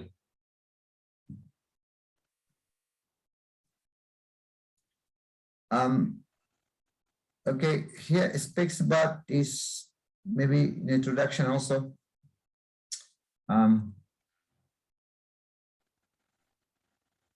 तो यहाँ पर अभी हम लोग प्रचार भूमिका के बारे में थोड़ा जानेंगे। Yes Maharaj. So is there any more question, because for today we'll stop here. Okay. And तो कुछ इसके कोई प्रश्न है तो पूछिए, हम उसके बारे में जानने का प्रयास करेंगे आज, क्योंकि इतना हमारे लिए आज काफी है। Of course, this we will find how it speaks about the Rupa Goswami's explanation of pure bhakti, Uttama bhakti. We'll be speaking of Abhilasta Sunya Jnana Karma Dhyana Vritam Anukulena Krishnanu Chilanam Bhakti Ruttama. तो So was- रूप गोस्वामी की जो व्याख्या है अन्य विलासिता शून्यम, उनके बारे में भी हम लोग देखेंगे। So there is evidence also supporting by Rupa Goswami, supporting Rupa Goswami's definition of Uttama Bhakti. So this is in Narada Pancharatra. तो वहां So- पर नारद पंचरात्र के द्वारा वो व्याख्या की गई है रूप गोस्वामी जी के द्वारा, तो हम लोग भी वो देखेंगे। So bhakti means devotional service, means engaging all our senses in the service of the Lord. तो भक्ति मतलब भक्तिमय सेवा, हमारी पूरी सभी इंद्रियों को भक्ति में लगाना, सेवा में लगाना भगवान के। So when the spirit soul renders service to the Supreme Lord, there are two side effects. One is you become free from material designation, and simply by being employed in service of the Lord, one's senses are purified. तो जैसे कोई आत्मा है तो भगवान की सेवा में लग जाता है, और दूसरा वो सेवा के द्वारा ही शुद्ध होता है।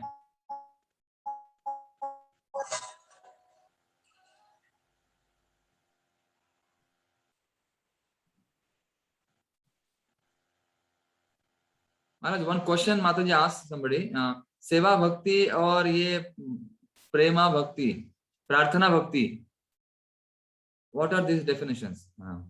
She is asking. Pratna? What do you mean Pratna Bhakti? Some Pratna Bhakti comes under which devotion service, and Seva Bhakti comes under which devotion service? Sadhana. हाँ, या वो साधना में आती है। Yeah, Pratna means it is all sadhana, yes. हाँ, तो प्रार्थना का अर्थ है माता जी साधना है, साधना में आती है वो। Yes, दोनों। और one माता जी asking, सीता किशोरी माता जी, what is the purpose of NOD? भक्ति रसामृत सिंधु का उद्देश्य क्या है?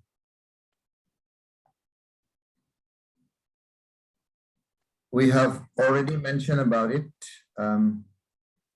The purpose of this NOD is to instruction given to those who are very serious in cultivation of pure bhakti. तो देखिए, ये शुरुआत में चर्चा कर चुके हैं कि इसमें आदेश दिया गया चैतन्य महाप्रभु के द्वारा कि स्वयं उदाहरण देखकर वो भक्तों को सिखाना कि कैसे हम लोग जिया भक्ति के अभ्यास किया जाए अपने उदाहरणों के द्वारा। वही उद्देश्य है। Yes. Those who wants to go deeper into the bhakti rasa. So this is bhakti rasa amrita sindhu is meant for them. और हमें भक्ति में बहुत गहराई में जाना है, वही उसका उद्देश्य है भक्ति रसामृत सिंधु का। So this is the mercy of Rupa Goswami, and instructed by Sri Chaitanya Mahaprabhu to write on this process of devotional service. तो यही चैतन्य महाप्रभु की कृपा हमारे ऊपर है कि उन्होंने रूप गोस्वामी जी को उपदेश दिए और वो हमें प्राप्त हुए हैं।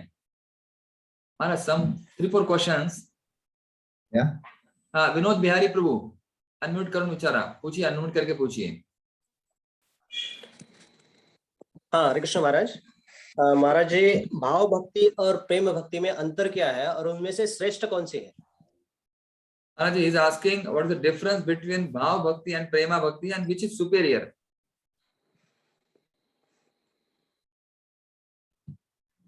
If we say, we will also speak about from Shraddha to Prema. From Shraddha, Sadhu Sangha, Bhajana Kriya, Anatta Nivriti, and so on. So it goes to Prema. So Prema is the highest. तो देखिए, हम यहाँ पर श्रद्धा से प्रेम की परिभाषा कर सकते हैं, और प्रेम जो है ये सर्वोच्च है। So Bhav Bhakti is step before Prema Bhakti. जो भाव भक्ति है ये प्रेम भक्ति के पहली सीढ़ी है। Okay. But we also can find that someone may also be reaching to Bhav Bhakti. That platform also can fall down. देखिए, कोई भाव भक्ति तक पहुंच सकता है, लेकिन वहां पर से भी पतन होने की संभावना है। You have the example of Bharat महाराज है। Jad Bharat. हाँ, तो जैसे भरत महाराज, जड़ भरत उदाहरण वहां पर दिया गया है। He had reached to the level of Bhava Bhakti, तो but वह then he became attached. जड़ भरत और भरत महाराज जी भाव भक्ति के सीढ़ी पर चढ़े हुए थे, लेकिन वहां से भी वो गिर गए। Right. Yes Maharaj, perfect. So, one more, Yeah. एक मिनट, लव कुमार तिवारी जी पूछिए, फिर बाद में संतोष नायक जी। हरे कृष्णा महाराज जी, दंडवत प्रणाम। No. महाराज जी, हमारा क्वेश्चन ये है कि जैसे हम पूर्ण रूप से भक्ति कर रहे हैं और हम आगे भी जा रहे हैं, लेकिन ऐसा प्रॉब्लम आ जा रहा है फैमिली से या मित्रों से। चलो मित्रों को छोड़ दीजिए, लेकिन फैमिली से ऐसा प्रॉब्लम आ जाता है, जैसे गुरुमुख होना है या कहीं हमको दर्शन करना है, बीच बीच में ऐसा प्रॉब्लम आ जाता है कि इसमें हमें रुकावट आ जाती है, तो मेरे मन में हीन भावना आ जाती है। इसके लिए क्या किया जाए प्रभु जी, जरा हमें मार्गदर्शन दीजिए। Maharaj, he is asking that we are family members, we have difficulties from friends, from families, other places. Sometimes our consciousness lows down. So what to do for that? Yeah. This is something natural because we are in this material world. तो प्रभु जी, ये जो विचार आता है, भावना आती है, तो स्वाभाविक है, क्योंकि हम भौतिक दुनिया में हैं। Because in this material world, there are many waves. These are the waves and modes of material nature. तो देखिए, इस भौतिक दुनिया में बहुत सारी लहरें आती हैं, और ये उसका ये स्वभाव ही है भौतिक दुनिया का। Even Krishna is saying that Daivi Sagunamaya Maya Duratyaya. So this energy of mind is very, very difficult to overcome. जैसे भगवान ने स्वयं गीता में कहा है कि मेरी माया जो है बहुत कठिन है और इसे लांघना। But one who surrenders unto me can easily cross over it. लेकिन जो मुझे शरणागत आया हुआ है, वो इसे आसानी से पार कर सकता है। Yes Prabhu. Your problem, your difficulties, you will not be able to solve it. It is Krishna is going to solve it. देखिए, आपकी समस्या जो है आप नहीं छुड़ा सकते हैं, वो भगवान ही छुड़ा सकते हैं, तो इसलिए हमें उनको शरण जाना है। The ocean of problems, the ocean of suffering become like a carved hoof print, that much water. देखिए, जो यहाँ पर महाराज जी बता रहे हैं, सागर के समान जो संकट है, समस्याएं हैं, और सागर के समान कठिनाइयां एक बछड़े के खूर के समान होगी, अगर हम भगवान के भक्त है तो, शरण गए तो। यस थोड़ा महाराज जी, माता जी योगिता बारी, माता जी पूछिए अनम्यूट करके, बाद में देते को संतोष नाइक को। यस। हरे कृष्ण महाराज, दंडवत प्रणाम महाराज। हरे कृष्ण। प्रभु जी, हम कैसे समझे कि हम कौन सी भक्ति में प्रैक्टिस कर रहे हैं, श्रद्धा में है या भजन क्रिया में, वो जानना था। Yes Maharaj ji, she is asking how to understand on which level we are, श्रद्धा, भाव, प्रेम या भाव जो भी है, whatever. Yes, we are still struggling in our spiritual life. So when we are doing, the first is Shraddha, right? And then Shraddha, Sadhu Sangha, Bhajana Kriya. So as we go on, as we move to the next step, it doesn't mean that we leave Shraddha on the side, but still a Shraddha also is there. And then we go to Bhajana Kriya. So Shraddha and Sadhu Sangha is still there, even in Bhajana Kriya. So that we go on like this. तो देखिए माता जी, महाराज ने कहा था कि हम अभी भी यहाँ पर भक्ति में है, मतलब हम लोग संघर्ष तो रहेगा ही, संघर्ष करते ही रहेंगे। तो जैसे हम श्रद्धा से ऊपर जाते हैं, जैसे साधु संघ, तो उस समय श्रद्धा भी होती है। इसका अर्थ यह नहीं कि हमने श्रद्धा को छोड़ दिया, श्रद्धा भी साथ में है। जब भजन क्रिया करते हैं तो साधु संघ और श्रद्धा भी रहती है, और जैसे ऊपर ऊपर जाते हैं तो पीछे वाली चीजें छोड़ नहीं रहते हैं, वो भी हमारे साथ रहती हैं। We can say right now we are still on anartha nivriti, trying to get rid of the anarthas. अभी हम समझ सकते हैं कि हम अनर्थ निवृत्ति पर हैं, अभी हम लोग अनर्थ के साथ संघर्ष कर रहे हैं, उससे हमें छुटकारा पाना है। So as we make progress, then we'll reach the next step, ruchi, anattanivritti, then also which slowly. और जैसे हम लोग आगे बढ़ेंगे वैसे हम धीरे धीरे रुचि भाव उस तरफ हम लोग प्रगति करेंगे. संतोष नाईक प्रभू जी, नंतर मनोहर गोपाल बाद में. पहिले संतोष नाईक प्रभू एक प्रश्न आखरी. हरे कृष्ण. पार्थसारथी प्रभू, मी पहिला तर माफी मागतो, मी काय म्हणजे प्रश्न विचारतोय एकदम, मला हा विषय जरा वेगळा वाटला म्हणून. तर ते सांगितलं नो नीड फॉर आत्मज्ञान इफ वी लव कृष्णा, म्हणजे सूर्योदयाचं उदाहरण दिलेलं त्याच्यात आपल्याला तो आत्मज्ञान की कोई जरूरत नहीं है यदि हम कृष्ण से प्रेम करते, और जैसे सूर्योदय का उदाहरण दिया कि हम अपना हाथ देख सकते हैं. तो मुझे ये पूछना था कि जैसे हम प्रचार के लिए जाते हैं, नॉर्मली हम तो भगवत गीता कोर्स कराते हैं लोगों को, फिर बाद में वो कृष्ण प्रेम के प्रति आकर्षित होते हैं. तो कौन सा यह मार्ग प्रोग्रेसिव है कि पहले उनको गीता द्वारा आत्मज्ञान कराना कि डायरेक्ट उनको कृष्ण प्रेम की कथा बताना, विच इज मोर यानी प्रोग्रेसिव? थैंक यू प्रभु जी, आपने मेरे मन का प्रश्न पूछ दिया. ये प्रश्न मैं भूल गया था, मेरे मन में भी आ रहा था उस समय. धन्यवाद. मैं पूछता हूँ क्योंकि मुझे प्रश्न मेरे मन में भी आ रहा था, आपने पूछ दिया, अभी मैं भूल गया था, याद है. महाराज जी, he's asked my which question I aroused in my heart also. Which is the first, self realization या God realization? You gave the example of a sun. We can see our hands. So give some light on it. महाराज जी कुठे गेला था?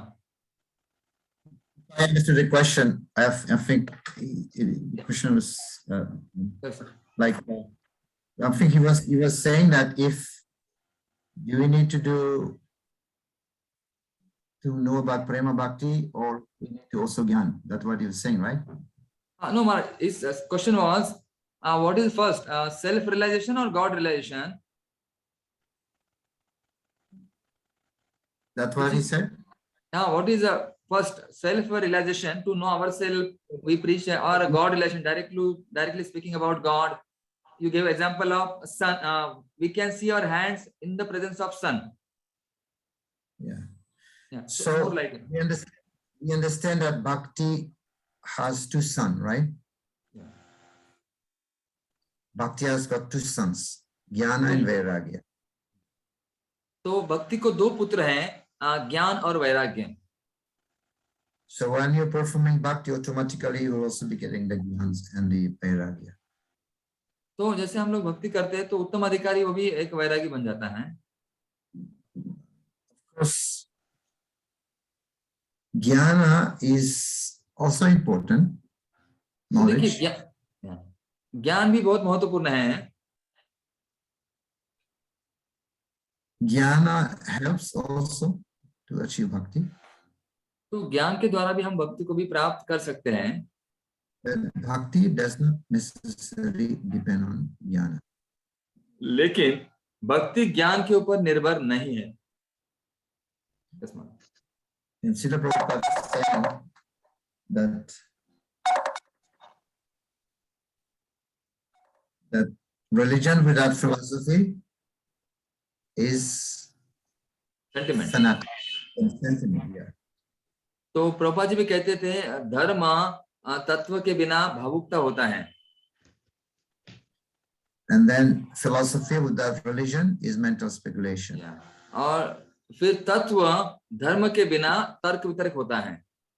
Srila Prabhupada explained that if you want to buy gold, you must also know what is gold. You have to have some knowledge what is gold. तो प्रभुपाद जी उदाहरण देते हैं, जैसे हमें अगर सोना खरीदना है तो पहले सोना होता क्या है, कैसे होता है, वो समझना जरूरी है. And if you want to know who is guru, you have to have some knowledge about who is real guru. तो अगर गुरु के बारे में जानना है तो हमें गुरु के बारे में जानकारी होनी चाहिए. So there is harmony between jnana, atma jnana or jnana, and bhakti. There is harmony.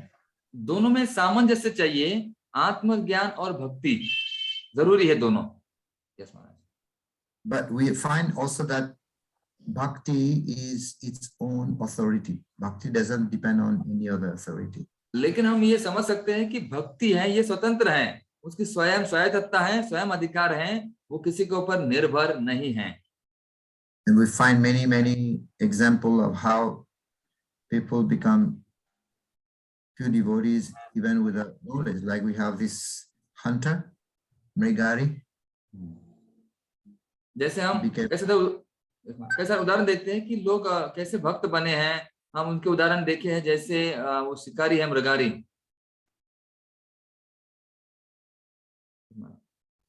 and then we also have the example of the Brisbasis, the gopis. They did not go to school, they did not go to any, but they have very highest love of Godhead. और हम उदाहरण देखते हैं कि ब्रजवासी में गोपियां जो हैं वो कई पाठशाला, स्कूल, कॉलेज, यूनिवर्सिटी नहीं गई, फिर भी उनका जो स्तर है प्रेम का वो बहुत उच्च है, अति उच्च है। But well, knowledge is also important. There is harmony. Knowledge would also be helping us to achieve bhakti. लेकिन जो ज्ञान है वो भी हमें भक्ति प्राप्त करने के लिए मदद करता है, जरूरी है। Okay, so thank you so much, Parasaraj Prabhu. Yes, Maharaj. We'll stop here for today. Okay, Maharaj. And we'll continue tomorrow. And I would like to thank all the devotees. You can conclude now. Yeah, Maharaj. तो देखिए यहाँ पर हम रुक जाते हैं क्योंकि देखिए महाराज जी को भी कई सारे फोन आ रहे हैं, बहुत व्यस्त है महाराज जी भी, उन्होंने अपना समय दिया, बहुत बड़ी बात है। और कल हम फिर से शुरू करेंगे, तो विशेष महाराज जी का हृदय से हम लोग धन्यवाद देंगे। इस कार्तिक महीने में सन्यासियों का दर्शन होना, उनसे ज्ञान प्राप्त करना, कई सारी बड़ी बात है ये हमारे लिए। दर्शन पवित्र को तुम्हारा गुण, तो महाराज जी को धन्यवाद देंगे हृदय से। 3 बार जोर से हरि बोल बोलकर हरि बोल हरि बोल हरि बोल। परम पूज्य सुंदर चैतन्य गोस्वामी महाराज की जय, श्रील प्रभुपाद की जय। Thank you. यस महाराज, कुछ सूचनाएं हैं। देखिए महाराज जी को जाना पड़ा, कई सारे मेरा वीडियो ऑन नहीं हो रहा है, मैं सब कुछ देख रहा हूँ, लेकिन कुछ समस्याएं आई थी तो महाराज जी को जल्दी जाना पड़ा। उनको बहुत सारे फोन आ रहे थे और कुछ सारे मीटिंग रहते हैं, तो ठीक है, तब तक हम लोग चर्चा करेंगे। कुछ प्रश्न मैं उत्तर देने का प्रयास करूंगा। 3 ही प्रश्न है। मनोहर गोपाल प्रभु अनम्यूट करके पूछिए। 1 मिनट, आपका क्षमा, थोड़ा सा रुकिए, 1 मिनट रुकिए, मेरा ये हैंग हो रहा है कुछ लैपटॉप में। थोड़ा रुकिए 1 मिनट, मेरा वीडियो नहीं चल रहा है क्योंकि यहाँ थोड़ा नेटवर्क का प्रॉब्लम हो सकता है। 3 प्रश्न हम लेंगे। मनोहर गोपाल पूछे, मैं पहले अनम्यूट करूंगा, आप तभी कीजिए, अभी थोड़ा हो नहीं रहा है, वो शायद बोल कुछ आ रहा है। फिर बाद में हेमंत प्रभु और फिर नंदिनी राधा माता जी। 1-2 मिनट रुक जाइए। और महत्वपूर्ण बातें महाराज जी ने बताई। देखिए हम लोग, मैं देख रहा था, अच्छा महाराज जी ने बताया भक्ति रस ये सत्य दिया कि ये भक्ति स्वतंत्र है, किसी के ऊपर निर्भर नहीं होती है, और बहुत गहरी बातें इस ग्रंथ में हमें दी गई है, भक्ति रसामृत सिंधु।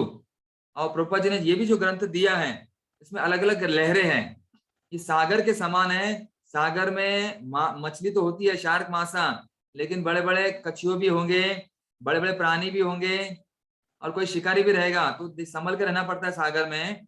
और किनारे में छोटे भी आके पकड़ सकता है, लेकिन जो अंदर वाली बड़ी शार्क मछली है उसे पकड़ना बहुत कठिन जाता है। इसीलिए हमें अपने आप को गहराई में, समुद्र के अंदर में शार्क मांस मछली के समान रहना है, ताकि कोई हमें पकड़ ना सके। तो उस पर अच्छा प्रश्न है, और ये तुलना बहुत अच्छी है। ये रसमय उदाहरण यहाँ पर बताया गया, देखिए आप नोट कर सकते हैं बाद में धीरे धीरे, ये बहुत बड़ा ग्रंथ है। तो मनोहर गोपाल प्रभु अनम्यूट करके पूछिए। यस, धन्यवाद। यस प्रभु जी, हरे कृष्ण, दंडवत प्रणाम। मेरा क्वेश्चन प्रभु जी ये था कि जैसे महाराज जी ने अभी बताया कि साधन भक्ति, भाव भक्ति और प्रेम भक्ति, तो जैसे उन्होंने बताया प्रेम भक्ति सबसे उत्तम है, तो मेरा क्वेश्चन ये था कि मतलब शुद्ध भक्ति के लक्षण क्या होते हैं, वो किसके अंतर्गत आती है? देखिए गुरु जी, शुद्ध भक्ति अभी तो शुरू नहीं हमारी, पहले ही प्रकरण में शुद्ध भक्ति के बारे में वर्णन आएगा। कृष्णाकर्षणी ससा सांद्रानंद विशेषात्मा, तो ये वर्णन आएगा, पहले ही अध्याय में आएगा प्रकरण, महाराज जी ने शुरू नहीं किया अभी तक। तो मतलब वो गाढ़ा रस है, जैसे दूध लाया पानी मिलाकर अपने किसी से, तो उसका गाढ़ा रबड़ी जो है वो शुद्ध भक्ति है। सांद्रानंद, गहरी, आएगा वर्णन, पहले अध्याय वाला प्रश्न आपने पूछ लिया है, ठीक है। ओके, यह पहले प्रकरण में आएगा, उसका उत्तर महाराज जी से चलेंगे पहले। हाँ, बाद में अमरावती से हेमंत प्रभु। हरे कृष्ण जी, दंडवत प्रणाम। प्रणाम। प्रभु जी, मेरा एक क्वेश्चन ऐसा था कि हम लोग पहला क्वेश्चन तो ऐसा था कि प्रभु जी हम लोग फर्स्ट वेव से सेकंड वेव तक, फिर सेकंड से थर्ड वेव, फिर थर्ड से फोर्थ वेव कैसा प्रगति कैसे कर सकते हैं? एक पहला क्वेश्चन। और प्रभु जी दूसरा क्वेश्चन ऐसा था कि जैसा हम लोग तो अभी इसमें ही है, सामान्य भक्ति में है, तो इसमें माया देवी का प्रभाव इतना है प्रभु जी कि हम लोग कभी कभी भक्ति से बाहर भी हो जाते हैं। मतलब कि जैसा फॉर एग्जाम्पल जप करते समय पूरे ऐसा कुछ कॉन्सेंट्रेशन से पहले माला से 16 माला तक हम लोग जप नहीं करते, हमारा मन इधर उधर भागता रहता है, तो हम लोग ऐसे प्रगति कैसे कर सकते प्रभु? जैसे सामान्य भक्ति में अभी हम लोग ऐसा तो नहीं प्रभु जी कि हम लोग भक्ति से थोड़ा गिर के और फिर मटेरियल लाइफ में चले जाए, ऐसा कुछ ऐसा तो नहीं होता ना कभी? ये सोचिए, आपका पहला प्रश्न था कि हम लोग सीढ़ियां एक एक पार करते हैं। तो देखिए, हम प्रगति, हम भक्तों के संग में रहे तो अपने आप सीढ़ी पार कर देते हैं। जैसे उदाहरण मैं देता हूँ, छोटा बालक जो है, छोटा बच्चा, अगर उसे चढ़ना है बिल्डिंग में, अगर वो सीढ़ियों से चल रहा है तो उसे मुश्किल जाएगा, और गिर गया तो सर फूट जाएगा और माता पिता को तकलीफ होगी। तो अगर कोई उसके साथ में है तो गिर गया तो उठाएगा, और उसे कोई अगर गोद में उठाए तो और अच्छा है। तो उसी प्रकार भक्तों के संग में अगर है हम, तो कोई हमारा हाथ पकड़ेगा और जो सफर है बहुत लंबा है, हमें आसान हो जाएगा। अगर देखिए, पूरे ट्रेन में सचखंड में अगर आप अकेले बैठे हुए हैं तो आपको डर लगेगा वृंदावन जाते समय। अगर कोई भक्त है तो आपको अच्छा लगेगा, है ना, संग में। ये होगा पहला, सीढ़ी के, वरना डर नहीं होता है। और आप दूसरा प्रश्न था कि आप कह रहे हैं कि गिर जाते हैं, माया का प्रभाव होता है। देखिए, अभी हम सब लोग तो नेट पर है ना, और नेट में भी है हम लोग। मतलब इस नेट हमारा फुल पैक होगा, लेकिन माया का भी नेट उससे ज्यादा फुल है। हमारी रेंज कम ज्यादा होती रहती है, हमारा नेटवर्क कभी डाउन हो जाता है। अभी शायद मेरे मोबाइल का नेटवर्क डाउन हो गया था, किसी और भक्त का मैंने लिया, लेकिन माया का नेटवर्क हमेशा फुल होता है। उसके पास सब जगह आइडिया है, उसका एयरटेल, उसका वोडाफोन पूरा स्ट्रांग है, और माया हमेशा 24 घंटे हमारे ऊपर निगरानी रखती है। देखिए, ऐसे एक सन्यासी कहते हैं, अगर एक भी कई इंद्रिय हैं हमारे पतन का कारण हो सकता है, चाहे कान है, आंखें हैं, नाक है, या इंद्रिय, बाकी इंद्रिय हमारे पतन का कारण हो सकती है। तो भक्तों को संभल कर रहना है। उदाहरण मैं बताता हूँ। देखिए, अगर कोई बड़ा व्यक्ति है, थोड़ा सा व्यावहारिक बताता हूँ मैं। हाँ, देखिए, अगर अपने पंत प्रधान जी है, उन्होंने कहीं थूक दिया जमीन पर नीचे, तुरंत उनका फोटो खींच लिया जाएगा और न्यूज आएगी कल। क्या किया? स्वच्छता का अभियान देते हैं और यहाँ वहां थूकते हैं। लेकिन अगर हमारे यहाँ आप में से हम लोग कहीं थूके तो कोई फोटो भी निकालेगा नहीं, हमें कोई बोलेगा भी नहीं। तो जितने ऊपर ऊंचे स्थान पर है, उतना गहरा मतलब ये डर रहता है और धोखा मतलब हमारे पास रहता है। तो हम भक्ति में है, मतलब माया के चंगुल से छूट रहे हैं, तो माया अलर्ट रहती है हमारे ऊपर। जितने हमने भगवान का आश्रय लिया है उतना माया हमारा कुछ नहीं बिगाड़ेगी। लेकिन क्या होता है, हमारा एक हाथ इधर, एक हाथ उधर। थोड़ा हमें धीरे धीरे सीखना है और भगवान को शरण जाने का प्रयास तो करना है। कम से कम मन में इच्छा तो होनी है। क्या सफल नहीं हो चलेगा, लेकिन हम प्रयास तो कर रहे हैं, है ना प्रभु जी। माया बहुत स्ट्रांग है, वो आसान नहीं है, लड़ना पड़ेगा हर दिन। हम होंगे कामयाब एक दिन, है ना। एक मिनट, यस, थोड़ा मेरा माता जी नेटवर्क, मैंने कुछ वीडियो ऑन नहीं हो रहा है, इसलिए थोड़ा रुकिए 1 मिनट और। आपको भी मौका देता हूँ, क्योंकि आपका है ना अनम्यूट नहीं हो रहा है। मैं वीडियो ऑन करने का प्रयास कर रहा हूँ, नहीं हो रहा है। ठीक है, हम ऐसे ही सुनते रहिए आप, श्रवण तो करना है। चैट बॉक्स में कुछ कोई प्रश्न है तो पूछिए। ओ कृष्णा।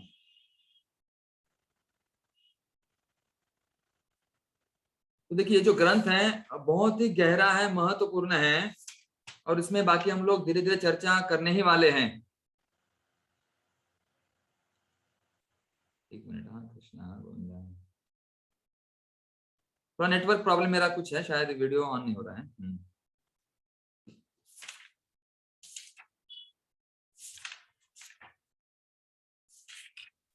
और देखिए, कुछ सूचनाएं तब तक देता हूं मैं, ये शुरू होगा तब तक, कि हम लोग श्लोक में आपको कल भेज दूंगा। केवल 5 ही श्लोक हैं। अन्य विलासिता शून्यम, फिर ऊपर से सर्वोपाधि विनिर्मुक्तम, और तीसरा है फल्गु वैराग्य, युक्त वैराग्य, और एक श्लोक है। ऐसे 5 श्लोक इसमें आएंगे। आशा करता हूं आप लोग सुन रहे हैं। मुझे तो पूरा धुंधला सा दिख रहा है। आवाज आ रही है आपको? यस, ठीक है, बात सुनते रहिए। मुझे थोड़ा धुंधला सा दिख रहा है, यहाँ पर कुछ हो रहा है। ठीक है, तो हम लोग धीरे धीरे प्रयास करेंगे। आपको मैं प्रश्न तो आप सभी के पास हैं, आप लिखने का प्रयास कीजिए। 17 दिसंबर को हमारी परीक्षा होगी, तब तक निबंध के ऊपर जोर दीजिए, क्योंकि दिवाली में आपको थोड़ा समय हो सकता है, तो निबंध जल्दी किया तो अच्छा रहेगा, पीछे मत रहिए। और कार्तिक के तुरंत बाद जिन भक्तों की परीक्षा बची हुई है, बाकी है, वो दे सकते हैं, वो तैयारी कीजिए। हम आपको और एक अवसर देंगे। हर परीक्षा, चाहे उपदेशामृत हो, ईशोपनिषद हो, जिनकी बाकी है वही, हाँ, हम लोग प्रयास करेंगे। और बाकी भक्ति रसामृत सिंधु आसान है, इतना कठिन नहीं, थोड़ा गहरा भी है, अलग अलग रस, और आपको याद रखना पड़ेगा कितने रस हैं, कैसे हैं, प्रेम भक्ति क्या है, साधना भक्ति क्या है, थोड़ा आपको ठीक से, मैं शायद चार्ट आपको भेज दूंगा, उसमें अलग अलग विभाग दिया है। साधना भक्ति, भाव भक्ति 2 ही है, फिर भाव भक्ति के रागानुगा भक्ति, रागात्मिका भक्ति, आप थोड़ा सा एक चार्ट करके आपको मैं भेज दूंगा, उससे आपको आसान हो जाएगा समझने में। क्योंकि उसमें गड़बड़ क्या होती है, रागानुगा भक्ति या फिर रागात्मिका भक्ति या भाव या प्रेम, ऐसे कुछ हमें लगता है, लेकिन इसमें सब चीजें क्लियर हो जाएगी। जो भी हमारे मन में शंकाएं हैं भक्ति के बारे में, आखिरी 18-19 चैप्टर में, अध्याय में दिया गया है, तो आप पढ़ेंगे तो अच्छा रहेगा। जैसे हमने अभी पढ़ा था, महाराज जी बता रहे थे, ये 7वां परिच्छेद है पहले अध्याय का, वहां पर ये बताया गया था। ठीक है, मेरा शायद माउस काम नहीं कर रहा है, कुछ यहाँ पे गड़बड़ हो रहा था। समय भी हो गया है, किसका कोई प्रश्न चैट बॉक्स में भी नहीं आ रहा है, कुछ समझ नहीं रहा है मुझे, फिर भी ठीक है, यहाँ पे विराम देंगे हम लोग। चले, विराम दिया तो चलेगा। आपकी आवाज नहीं आ रही है, हाथ कीजिए या, ठीक है, तो यहाँ पे रुक जाते हैं हम लोग, मेरा नेटवर्क भी हैंग हो रहा है। हरे कृष्णा कृष्णा कृष्णा हरे हरे, हरे राम राम राम हरे हरे। तो क्षमा कीजिए, हम लोग रुक जाते हैं यहाँ पर, फिर मिलेंगे कल। हरे कृष्णा, आवाज आ रही मेरी?